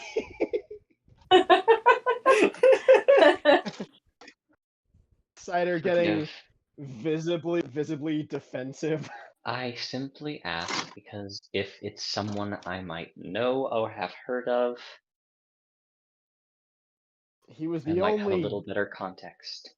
God. What was he? What was he? A Gand. He was a force sensitive Gand. He told me that they don't come around too often. The bug. That was a didn't like being called that too much, but yes. Hey, I like cicada teasing with it. noises. I did it to make him make the cicada noises. Cicada noises. If you need a name, I can get you a name and you can run a search. But I don't think you'd find much that would help us now. Because Why not? if it's not part of the will, that means someone's broadcasting it, which means the Force Academy is definitely broadcasting it, trying to get to us, which is something that they are very capable of. Yep. Or crazy idea. What if it's our cyborg friend? Oh, Pentus. Yeah, that one. I mean, yeah. Wait, what? Yeah. Well, but it's closer to the. But the what? You forgot about him, didn't you?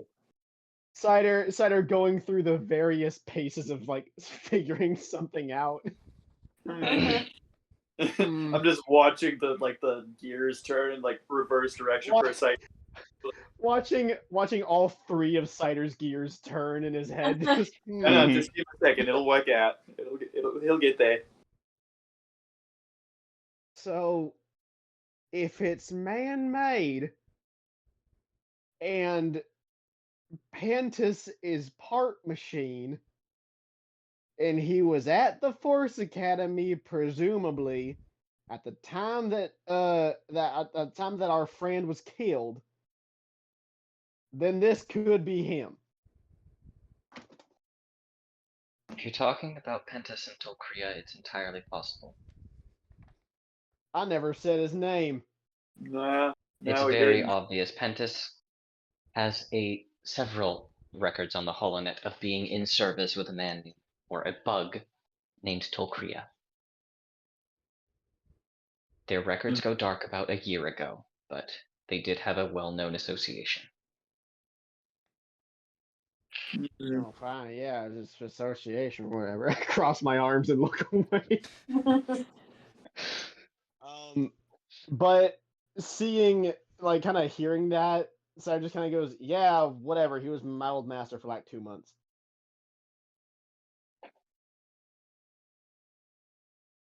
We went on we got to a bit of hijinks, but it wasn't too long before the Force Academy started to get a bit too, well, no, it wasn't really even them getting involved. They blatantly threatened us and then took him away and then murdered him. Yeah. Yeah, I guess there was nothing too subtle about that, was there? Nope. They really just straight up murdered him. Yep. And you said the timing of this was 2 months? Well, as far as time goes, I guess that would have put Tolkria's death about half a standard cycle ago, about half a year ago. I mean, we were 'Cause on Lothal we for a good 6 months. Yeah. To settle this debate, it would have been probably within the first couple of weeks of you guys being on Lothal that Yeah. Tolkria died. So for simplicity's sake, we'll say 6 months ago Tolkria died. Mhm. That's kind of what I was getting at too. But thank Yeah. you for making it solid. Yeah. So it'd be like, so about 6 months ago was when Tolkria was executed. He came to me, and don't roll your eyes this time. He came to me in a force vision. He was an apparition, a projection of his physical self. And he told me what all he could, in that Pantis has the key. Pantis has the data on all of the misdoings and dealings and wheelings and what have you with whatever the Force Academy does. And Pentis would know all three of your names. Unfortunately, yes. Yeah. I mean, he got me. And given that he traveled with Tolkria, and you have confirmed that this is Tolkria's voice, it seems highly likely, or at least probable, that this message is from Pentis. Yes, I agree to a point. However, and I cannot stress this enough, the Force Academy also knows the three of us pretty well. And they would Mhm. also have a lot of records of Tokria's voice because he used to lecture there for years, like decades. So it is either a genuine distress call, or it is a honey trap. That is correct from what I can glean.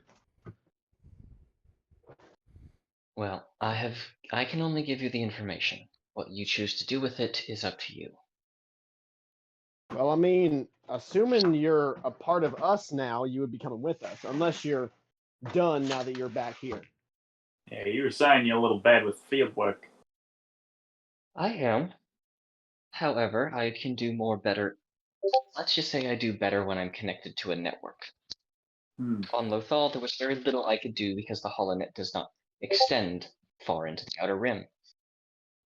Yeah, I'm gonna be real. I didn't know what the HoloNet, and I do it in quotes, was for like my whole life until I left Lothal. Yeah, I still have to keep explaining it to Caval, so it is. Oh hard. yeah, she is. I would be surprised if she got it. She's more of a. Yeah. Anyway, we're getting off track. Anyway, yeah. I will be more effective going towards the core worlds than I would be or was on Lothal. However, this is your decision. I will come with you if you decide you need someone to be able to get into access records, but I cannot make the decision for you. I'm assuming all that for a price, and I kind of squint my eyes. No, I can make enough money running my network. This would be to satisfy my own curiosity. Oh, well, good, because I don't have any money. I have about, and I go into my pockets. I have about 60 credits, give or take.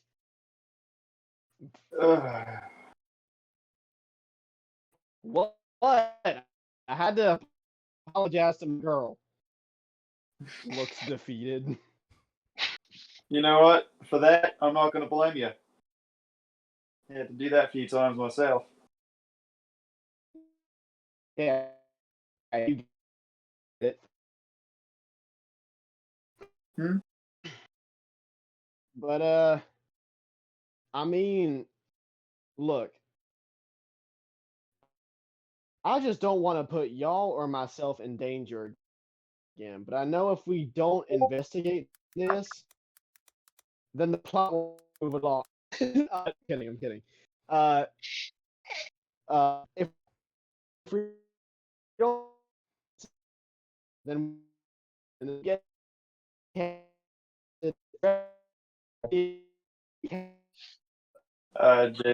gonna. We're catching Yeah. maybe every fifth syllable, dude.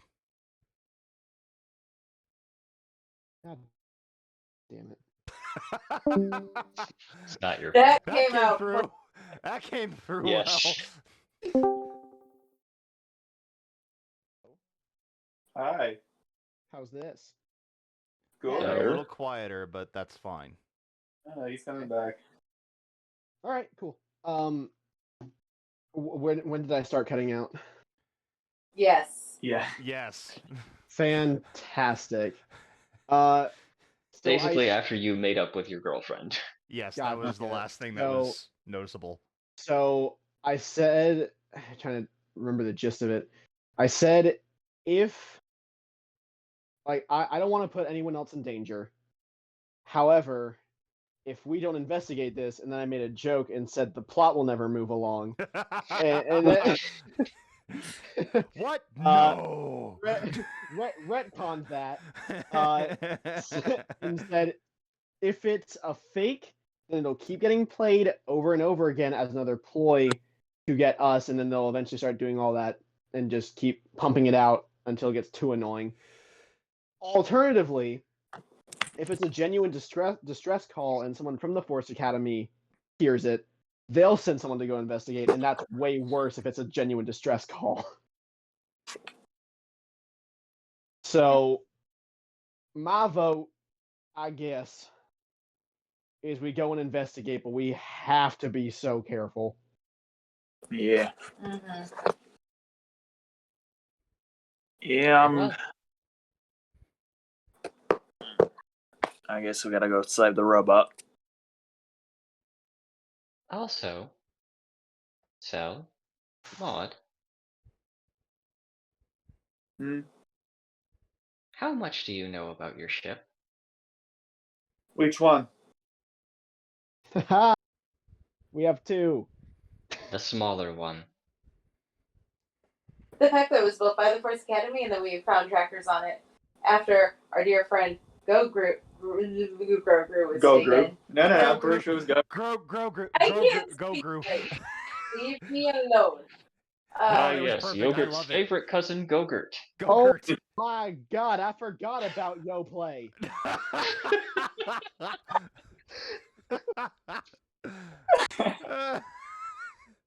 And his lesser known cousin, Activia. Jesus Christ.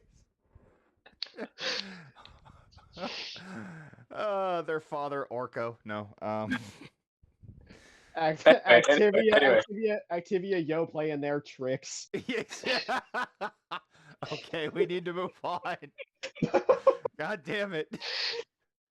Those were some good food puns, though.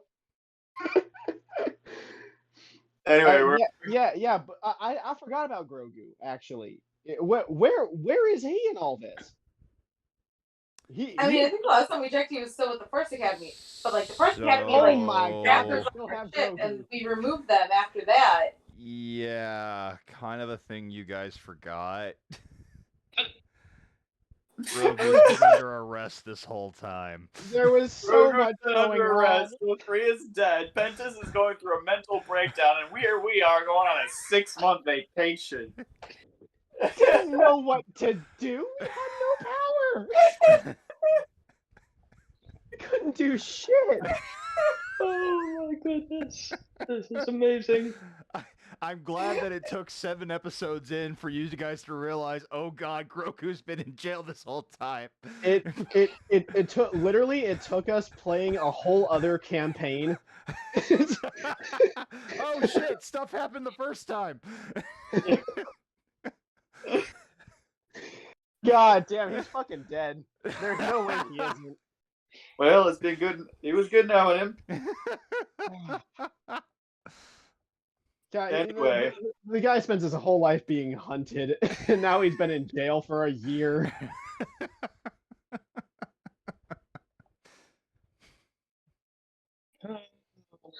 Cider gets depressed.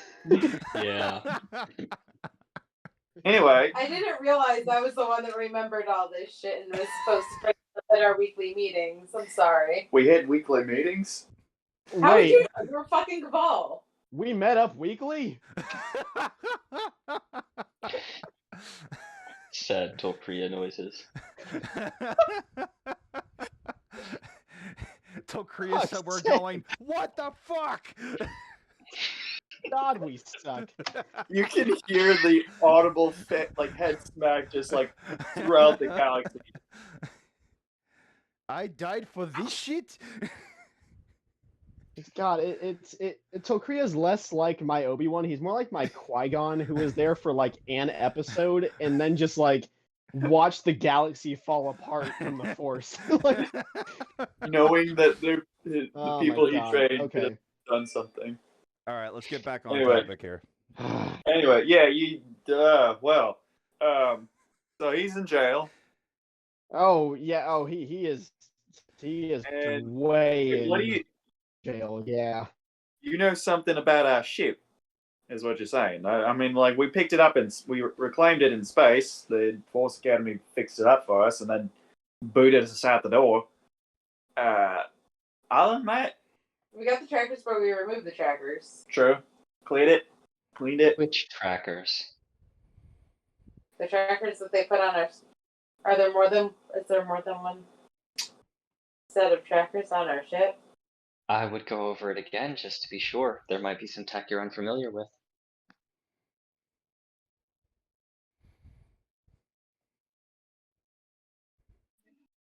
I don't suppose you care to do that for us, since we seem to be a little bit lacking in the tech department. I suppose I could go over it for you, and this will also be free of charge. But by the way, if we run into the Chiss, you know nothing about that ship, and it doesn't exist.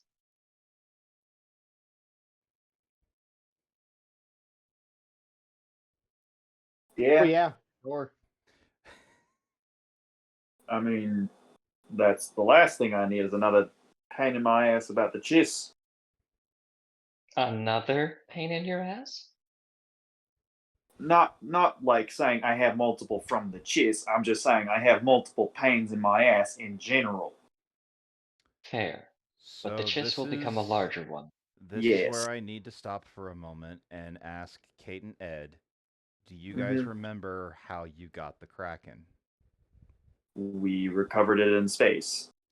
From who? That was just in the middle of space. Nobody paid Who you hired to go you for the out damn there. job? Do you not remember getting shot at? Yeah, that guy. No, I completely forgot about him. Yeah, I figured you did. Uh-huh. I'm guessing you also don't remember traveling in 5 minutes from the outer rim all the way to the That cold part I of do Coruscant. remember. 'Cause I was like, I'm keeping this ship. I want this. Yeah, but they did keep the hyperdrive. They took the hyperdrive. I mean, they gave us a new hyperdrive, but not as fancy as their 5-minute travels.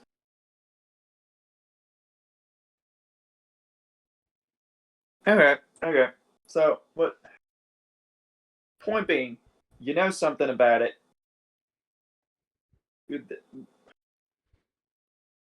What kind of involvement does it have with the Chiss? Well, it was owned by someone who was a Chiss previously. And let's just say they're very keen to get it back. Why is that? It's just a ship. The Chiss are xenophobes. Oh, yeah. Anything of theirs, they want back.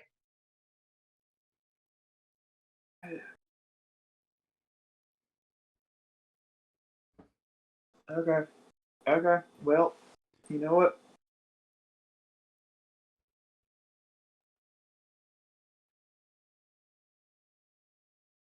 just like I feel like I'm being stretched so thin here. Because we got a problem with Force Academy. Apparently they got it out for us. Probably mostly me since I did badmouth that one lady. The problem with the Chiss, if we ever get across them with our ship. Seem to be having some problems with Pirate Queen, but that's, I guess, just some rogue operators plus Right now, we don't have my an own issue with the personal Pirate shit. Queen. I'm sorry, what? Right now, we don't have an issue with the Pirate Queen. I will be sending her the Karkadons who want to go back to her. Okay. Oh, well then I can talk to you real quick. I need someone to, I guess, send a letter to her personally. Would you like it sent anonymously, or would you like it sent with one of the Karkadons? No. She'll know who it's from. Just hoping she doesn't forget me. Tara just looks at you, blinking.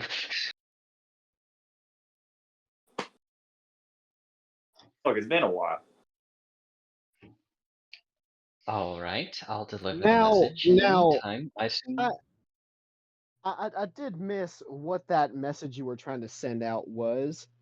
Are you really sure you want to be talking to someone who has a whole army, from what I understand, from your little position as a pilot with 4 friends? I mean, I feel like I've built up enough of a rapport with her when I was with her before that she'd at least respect my opinion. Is it an opinion or is it a threat? Just opinion, I guess. Just letting her know, hey, what's what. What are you gonna now see that last part? That sounds like you're trying to front, and I don't know if that's our move right now. I'm gonna be honest. Like, trying to put like a little barrier between her and Thor. Just kind of like making it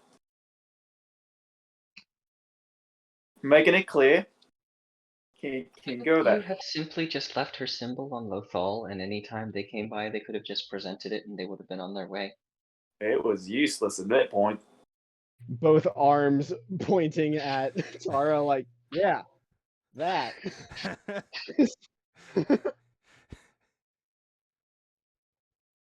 In hindsight, No, probably would listen. I'm not saying what you're about to do is a bad idea because I don't know what you're gonna say. I'm just saying you've been kind of off the rails recently, and I still don't quite trust you to do stuff on your own anymore. I'm with Cider on this one. Yeah. And on top of it, there's multiple reasons that we were almost dead within the past week and a half. I would really, yes, and I would like to keep that to a whole minimum. That is, you know what? That is fair. I'll just hold on to this thing. Maybe. Well, we don't have anyone going back to Lothal, so can't exactly mail it back to them. It is Well, I guess something in the opposite direction. Yeah, I'll just hold on to this then. It's got pat my jacket. Fair enough. I'll be booking passage to the Forgotten Fleet for our Karkadons. I assume we'll try to take care of anything there before we head to this Yuval. I suppose. Oh, since we're all here and in I assume a safe space, what did you want Yes. to do with the Bowman? Because he's still in Generally. the brig. My goal here was to give Bowman a new identity and let him figure out what he wants to do. I don't really have use for someone who I've personally felt a little betrayed by, but to be fair, he was working as professionally as he could, and I have no quarrel with him doing what he does. I just don't really want to see him again. I'm of that mind too. Dale, I will, Maud.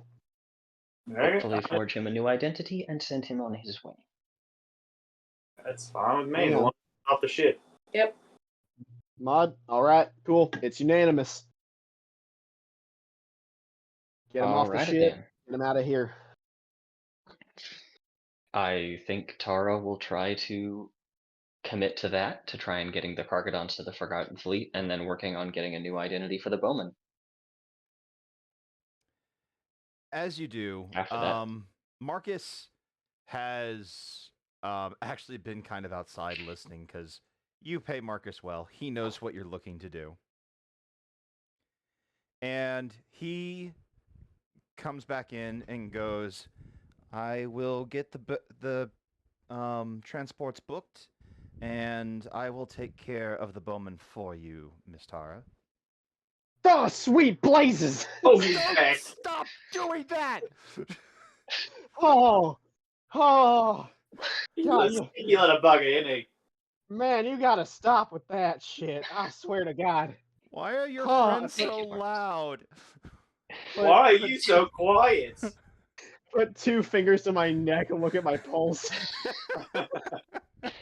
Oh, you're so quiet. Thank you, Marcus. Ooh. I appreciate your willing to be working with me. If you're going to traverse into the Force Academy, and sounds like maybe preparing for a battle you're not fully ready for, there are a couple of new resources that have been made available to us on MSO6. You might want to take them on board the Hammerhead if you are planning Oh, on right. doing There was this. that new medical droid making his way around, correct? That and the new bodyguard that you were looking to hire. That's correct. I had planned to conduct some interviews. If Well, let's you- make a note. If you wouldn't mind setting a comm to the medical droid, they can meet me in my office and then send the candidates to That's to my kind office. of one of the problems, ma'am. I actually recommend that you no. send one of these find people to go talk to the droid. And maybe you might take someone with you to go talk to Lupus. I will look at Cell and Mod and say, "Do you feel up to talking to a droid?" No, that's gonna be Maud's department. You're coming with me. I'm not. Okay. That was not And- that and was I'll not look a at Cider. request. Yeah, I'll look at Cider and be like, "If you wouldn't mind accompanying me, I am actually looking for a bodyguard, as I am not the combatant that you seem to be." I don't think we have ever been alone together. I promise I don't bite. It's not the biting that I'm worried about. And what are you worried about? Looks at Marcus. Marcus won't be following us. Oh, good. Oh, okay, yeah, I'm in. Marcus now gets offended. He's like, "What the fuck did that mean?" Look, it's nothing personal, buddy, but you're just you freak me out, man. I don't get snuck up on ever, but somehow your presence it's not there. There is none. There is no presence, and it freaks me out. You are a void.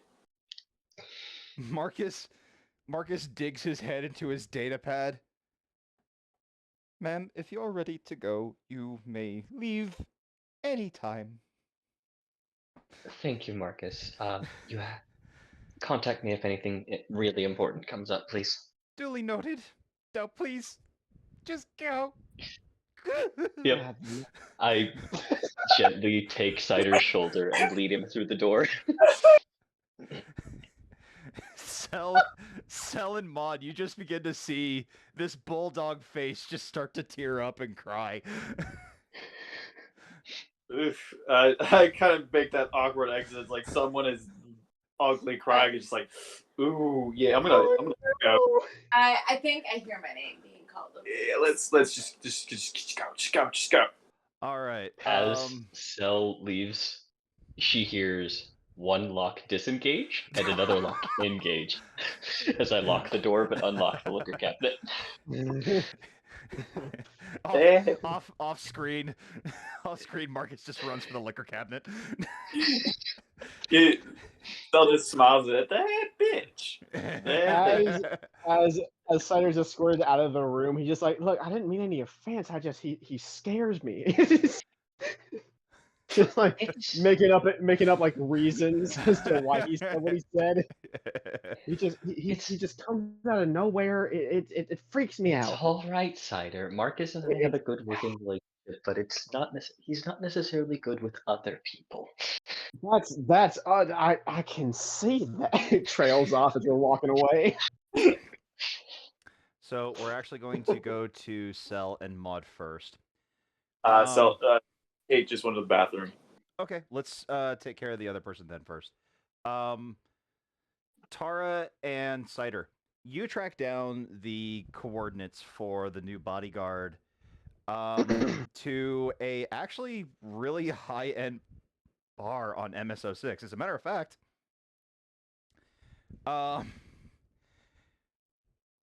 Cider, you recognize this place. This is the place that you took your date to. I get a deep pit in my stomach, and then I go into my pocket and I feel my 60 credits. I'm just like, we don't have to buy anything in here, right? It's on me, Cider. Oh, good, because I have no money. Yes, I've no offense intended, but it's a little apparent given where you grew up. Well, no, see, no, well, hey now. Cider, just we'll follow use credits. I had a lot of money. As but the between commotion, buying scrap for my as the commotion go goes on, on yeah. outside, you guys are approached by a portly, grayed-haired, monocled-eyed, cowboy hat-wearing human. I did not add him to the registry. I am a fucking idiot. Give me a minute. It's okay. Let me get down here. I feel like Cider's. This is a way off-key thought, but I was thinking about this guy's appearance and that put me on to Cider's appearance. I feel like his hair right now is that kind of like long curly hair to where it's like it's real like kind of straight and flat up like on the top of the head, but like the curls are pretty intense down near the bottom. He looks like Santa if Santa was a old Western cowboy. Nice. Yeah, Tara's wearing her basic cloaking coat, but she's wearing a variation on the suit she normally wears, that white one she's wearing in her picture. This one's actually going to be a nice teal blue with a green undershirt, and she's going to have a pair of green tinted sunglasses. Cool.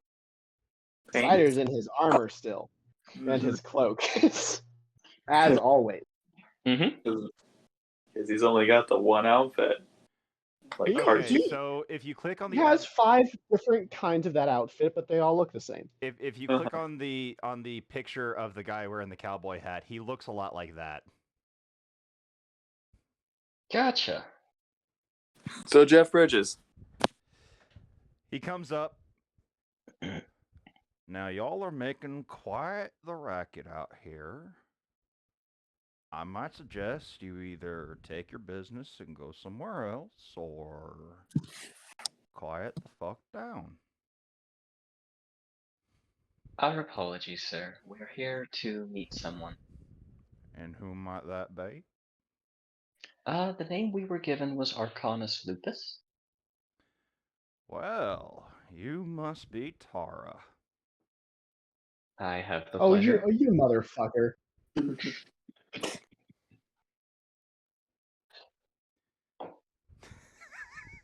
Surprise, Javen.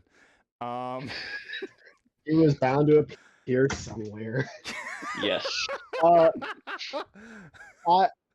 God, Cider's gonna not talk because this is Tara's interaction. But if he could, he'd be like, "Well, Alfie, you sound familiar," and talk with his southern accent.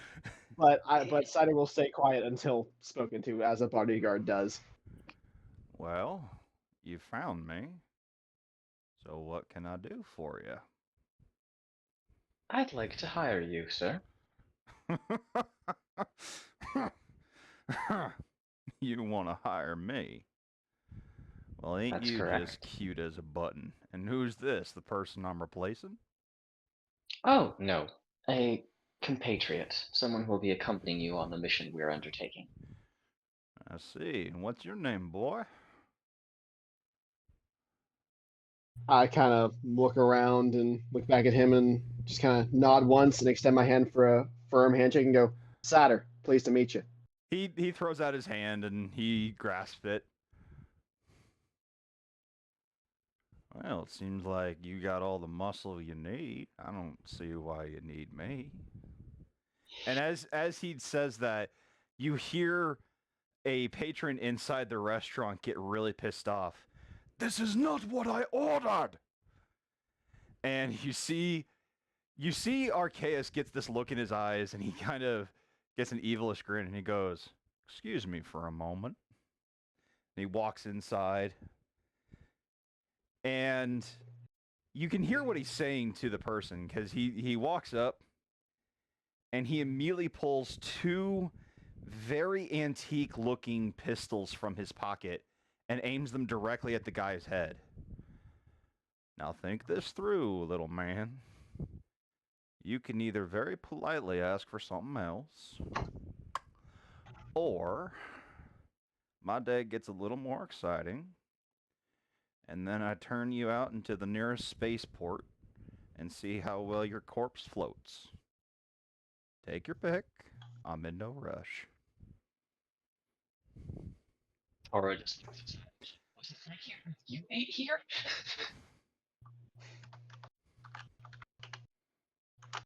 The patron immediately. What'd you say, Cedric? Said, was it like this when you ate here? I just turn to him and shake my head and go, "No, but I really like this guy. I don't know. It's just something about him."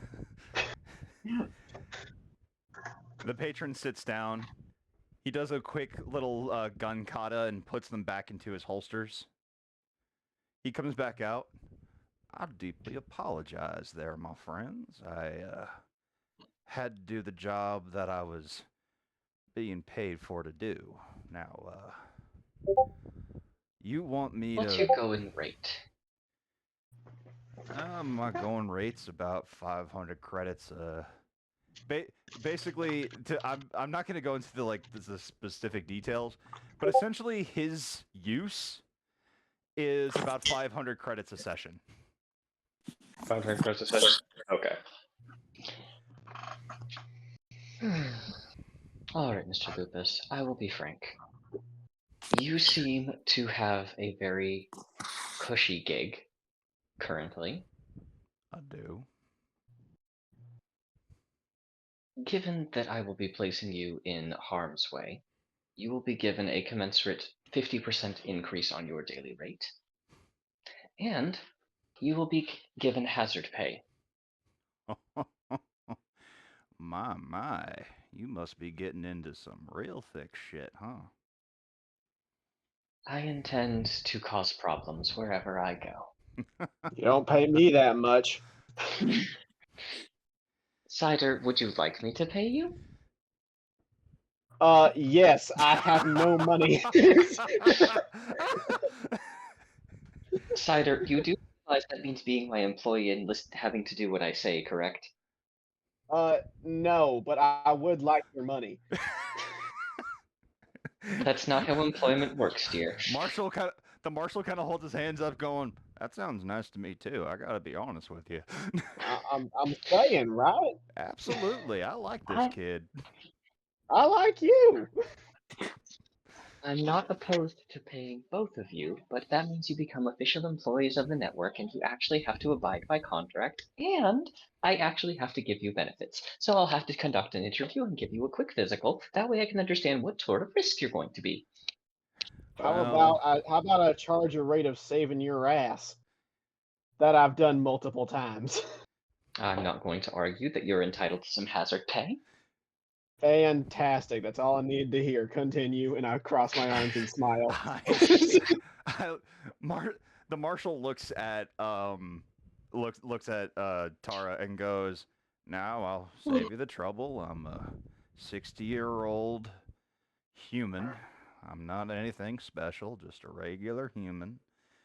And I've been doing my own brand of authority and justice and taking care of law outside in the Outer Rim. If you can't handle that, well, then I suggest you move along. But as you can see, he kind of slaps his giant belly and goes, I ain't climbing up any trees anytime soon, but I guarantee you I can hit a gnat's ass from 500 yards. We'll need that skill when climbing trees. Our current course takes us more towards the core worlds. Well, it's been some time since I've been in the core worlds, but I suppose I could go back and help you out. Wonderful. I'll have the contract shipped to you, and if you could please report in... Oh, let's give you, I'll say, 2 days to settle your affairs. I only need a day. It's just a matter of me telling this guy in here that I've got a better gig, and I guess I'll head to port, whichever ship happens to be yours. What am I looking for? Hammerhead Corvette. Current registration is the Vanguard Sphere. My. You took the Hammerhead. We took a Hammerhead, and she gives him the look of, yes, it's not ours, we're just loaning it. Well, if you guys are taking on the Pirate Queen, I might even have done this job for free. Oh, we're not taking her on. We are risk takers, but we're not suicidal. Now that I agree with. Alrighty then, I'll get my remaining dueling pistols and I'll head up to the Hammerhead. I will be waiting for you there. And when you have a moment, I will take your payment information. That way you can be paid your first installment upfront. I will give my details to your front man. He's the one who informed me you were coming anyway. I appreciate it. Thank you, Mr. Lupus. Have a good rest of your day. I certainly plan to it. And you, Cider Boy. Sir. I don't need to serve me, but I appreciate it. You take care of yourself now and be real good in that armor. You never know when it's going to get dinged up. And he just kind of walks away. But before he does, I eye his pistols, and I'm like, I'm sure they will be. And I smile at him and nod once. Yep. Kate, Ed, are you guys ready to go? Yeah. Cool. You guys head to the coordinates of where this robot is, and you're expecting to find, like, maybe some kind of doctor's office. You really just find an alleyway that doesn't seem to be appearing on any sort of map. But you hear someone screaming from down the hall. Well, that sounds fun. I'm par for today. Well, let's go find out what's going on. As you get closer, you see that there is a giant blue tank of some sort of liquid that is directly connected to what appears to be a heavily modified protocol droid. And some poor soul is on a gurney getting injected by the protocol droid. You begin to hear its voice. Botox is getting too. Nope. One up. Oh boy.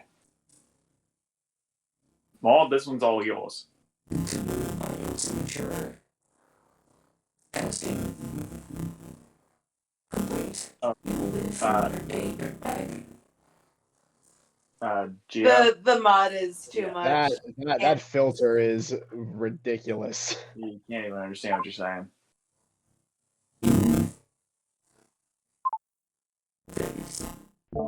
It's not supposed to be that broken up, and I don't know why it is. It's not supposed to be that raspy. I'm sorry. I fine. turned the hear myself on, Yeah, and it fucked up, and I don't know why.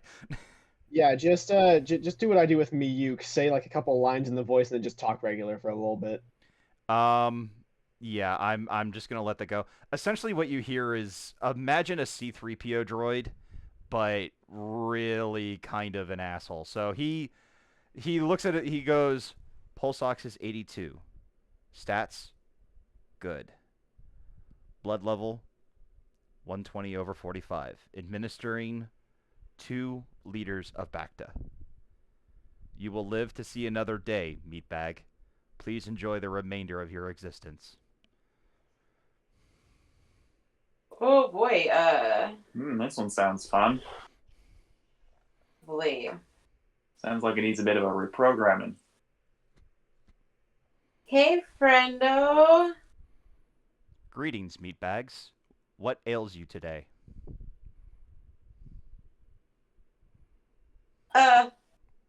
Nothing really ails us as I like try to like hide my bruises and whatever bleeding might be coming from my little scrape earlier. Nothing. We're just trying to find you. If you are trying to fight me, meatbag, and you are not injured, then why are you here?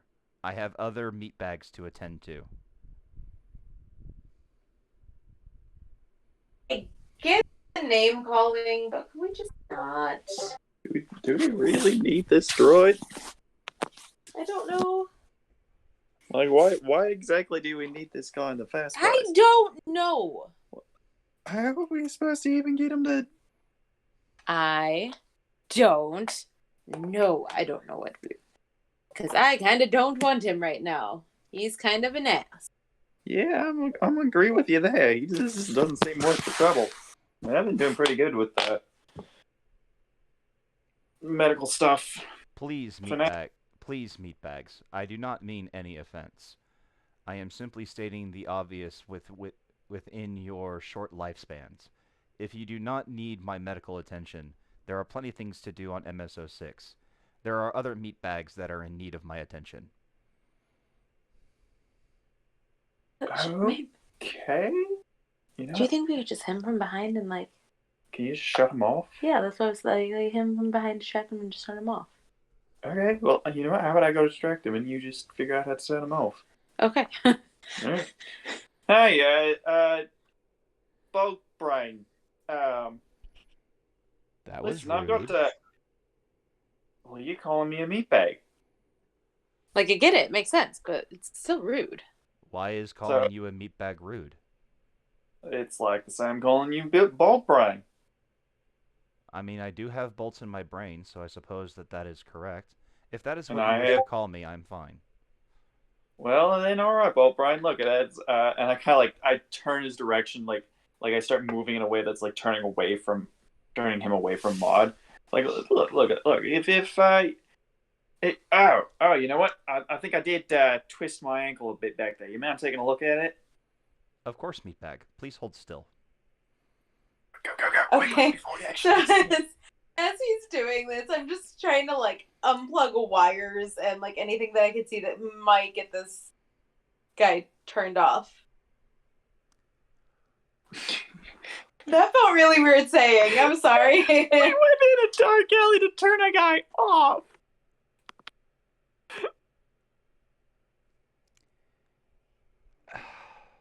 That's what she said. I Alright. want it to be known Mm-hmm. that you, Ed, gave Mm-hmm. me shit for hating dumb droids. And here is a medical droid that I have designed myself to help provide medical stuff on the hammerhead. Mm-hmm. Yes, he says meatbag, but he clearly doesn't realize that it's an insult. Mm-hmm. And y'all's first inclination is to reprogram him. No. No, not No, we program reprogram him. We're just Turn shutting. him off so he's more compliant. Like, He's easier to get on the ship when he's shut down. So it's you're like, going to steal him. Yes. Now, We're if gonna. I can, No. if I Actually, can- no. We're not stealing and we're not kidnapping. We are reclaiming. This is what we do. We are reclaiming. We're reclaimers. if it now, that's all well and good. If I might offer just some player-to-player advice, Uh-huh. just out of character, fully Uh-huh. out of character. Uh-huh. Have y'all even asked him if he wants to go along? Or have No. you asked him anything? Y'all are entering some bullshit here. This is what happens when you send the less than moral reclaimer thieves. Okay, we're thieves. Less than moral. This is what happens. it's more of I just am like I'm tired of the name calling at this point. Had I been in a better mood Mhm. and not attacked, Yeah. I would be just like, hey, come with us.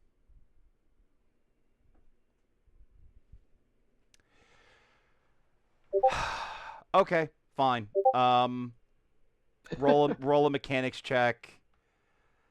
Fuck.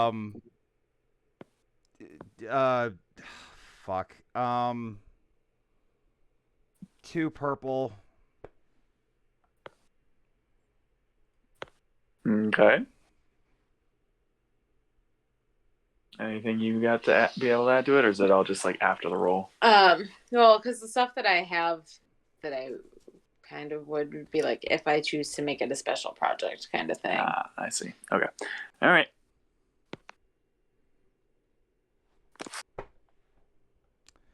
Okay. He's deactivated. You switched him off. All right. Not to butt in again, but Uh-huh. Geo, I don't know if you're doing conflict with Kate, but I feel like that would require some conflict. That's just me. Javen, I'm gonna deal with this another time. Word. All right, he's deactivated. Cool. That's just All right. you grab one side, I grab the other. Yeah. I'll get the legs. You get the head. As you begin to pull him away, there's a cord attached to a giant blue vat of liquid that you begin to try to pull him away from. You know what? Maybe we should grab that. Because he did say something about Bacta. He was going on, and we kind of do need Bacta for that rope girl. Okay, when I say Bacta, I want you to imagine a truck delivering gas, a semi-truck delivering gas. That is how big the tank is. Yeah, that thing ain't coming with us. We just detach him? I don't see what he needs it for. He's a robot. It's Bacta. Bacta's for organic life. Set him down. All right.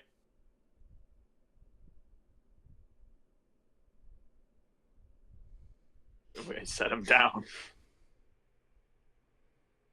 I undo everything I just did. Restart. What are you doing? Why are you? The robot turns back on. Text 90. Rebooting. Reprocessing. That was odd. I seem to have shut off for no reason. Small technical glitch. I can take a look at it later. So would you be interested? Oh, now we're going this route. Now we're going. Shush. You know what? Come on. I'm gonna go. I'm going. You're staying here, but shush. Uh, we're getting a crew together and we could use a medical droid. We've got some friends. We tend to get injured a lot. Do you want to come with us? Forgive me. Are you the ones sent by Listara, perhaps? Yes, yes. Splendid. Yes, I was recently informed of her network, and I had expressed interest in joining. Wonderful. Follow us. I do have a particular question.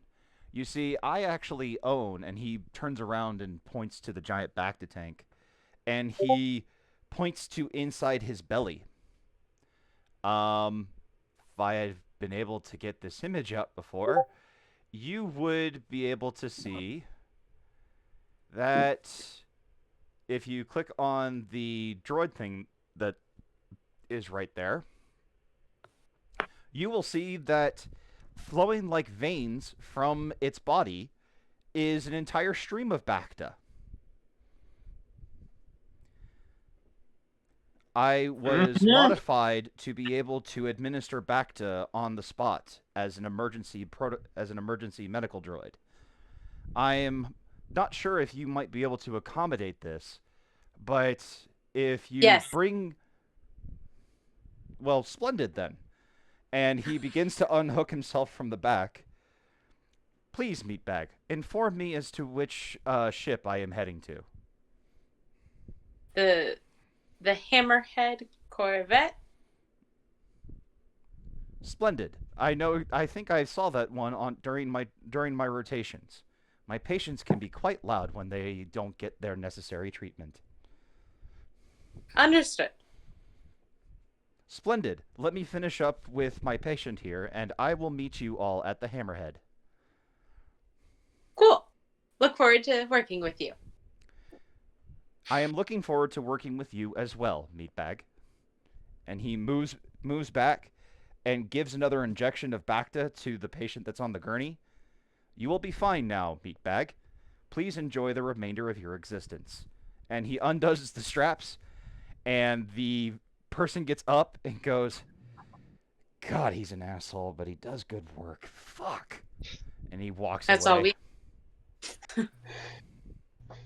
Jesus fucking Christ.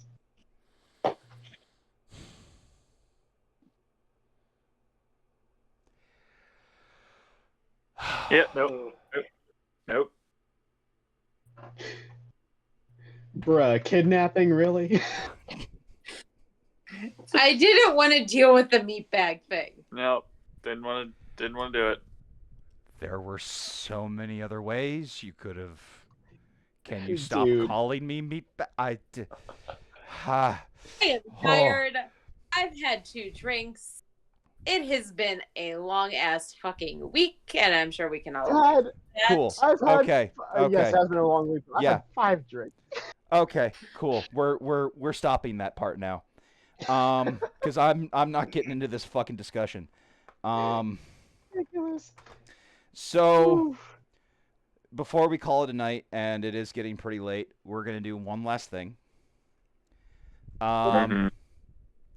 Cider, you get a ring from the Forge Master.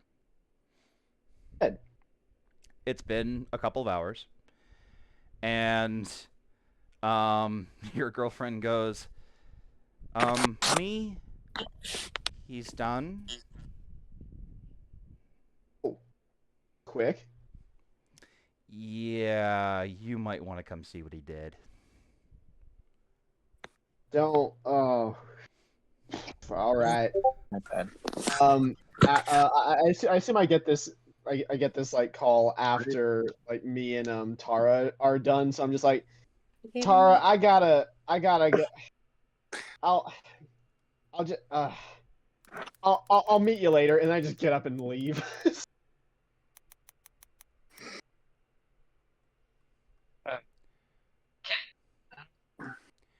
So, you come back, and I make sure no one's around, and as I go into the armory, I'm like, Naya. hi, honey. Like I said, he's done. And she holds out the lightsaber to you.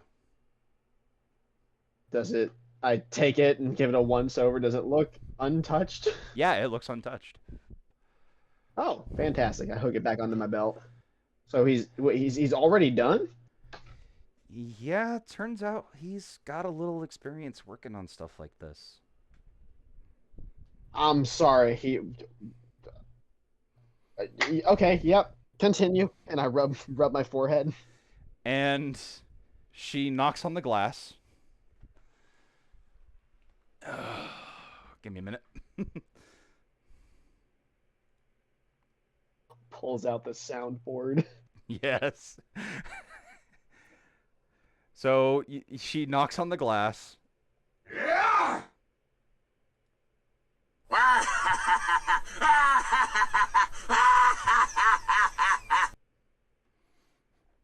And once again, he flings himself onto the glass.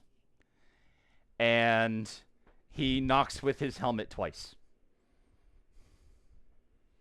I ball up my fist and knock on the window twice. And with that, he falls over. He stands up. And he pulls what appears to be a thin piece of metal rod from his back. I tilt my head and then put my chin in between my index and thumb and just kind of like nod, like, go on. And he drops it. And suddenly the metal pole grows to about his height. And he grabs it again. I purse my lips and wait for it to continue. He kicks the pipe with the bottom of his foot, and he does a couple of twirls, and with a final, he ignites the end of it, and what you see before you is a lightsaber pike as we would know it. Cider goes from gentle curiosity to a full curled smile, like, oh yeah, that'll do nicely. And then he shakes his head. He shakes his head furiously. I raise my eyebrows. And he holds up his hand as if he has a question. I motion with my right hand as like a yes, go on. And then he slaps the pole again. The blade tilts to the side, and now it looks like a scythe.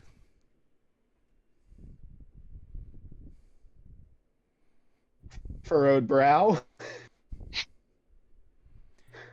And then a lightsaber blade comes out the other end.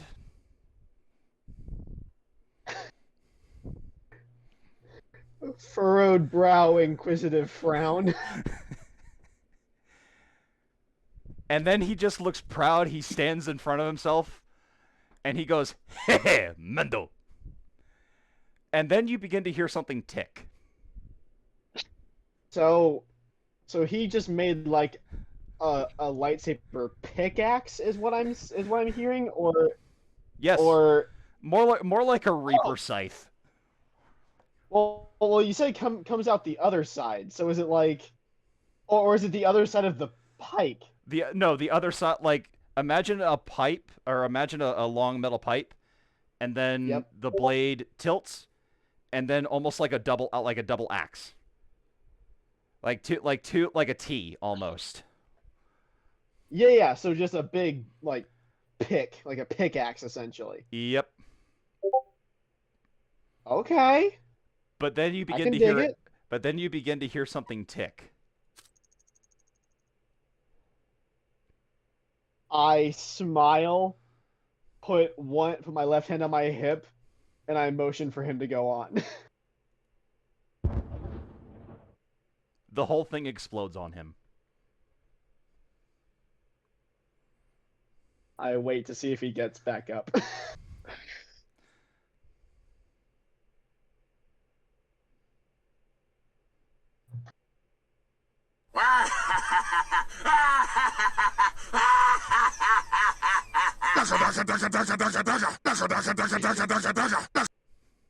He slowly gets back up. I turn to Nye and I go, he gets it. He's close. He's close. I think he's very close, and Marcus contacted me. Marcus. Yeah, uh-huh. And what Marcus have to say? Well, through watching some of the recordings that we have done, and some of the things that happened here, he was wondering if maybe we wanted to pack up and leave with you.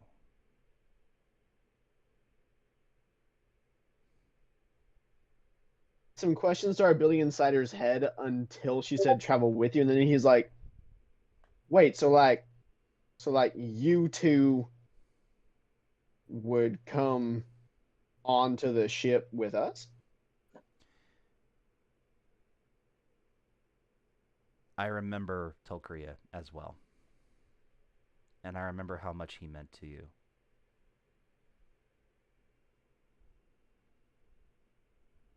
I turn to her and I kind of take a step closer and I go,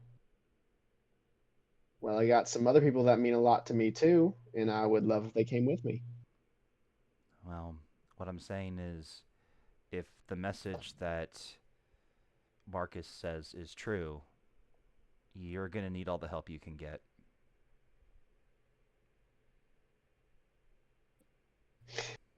I kind of smile and I slowly reach to take her helmet off. She slaps your hand away.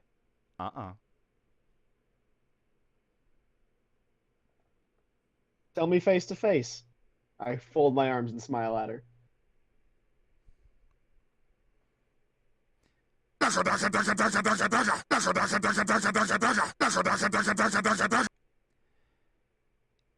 You know, I hold out my finger to do a one moment towards towards the brother. he doesn't stop. I keep it there. She takes off. She takes off her helmet, and she goes, There she. I want to help. And I know that my brother does too. So, let's get going.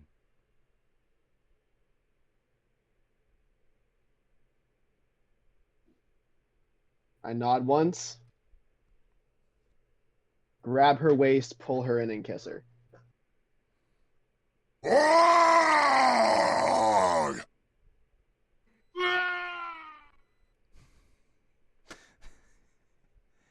And she fully embraces you. She kisses you as hard as she can.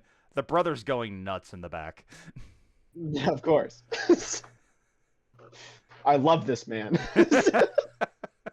He's perfect. And that's where we're going to call our session tonight. Fantastic. Everyone take, I guess, 10. Take 10 XP. That's just fine with me. I'm stopping the recording.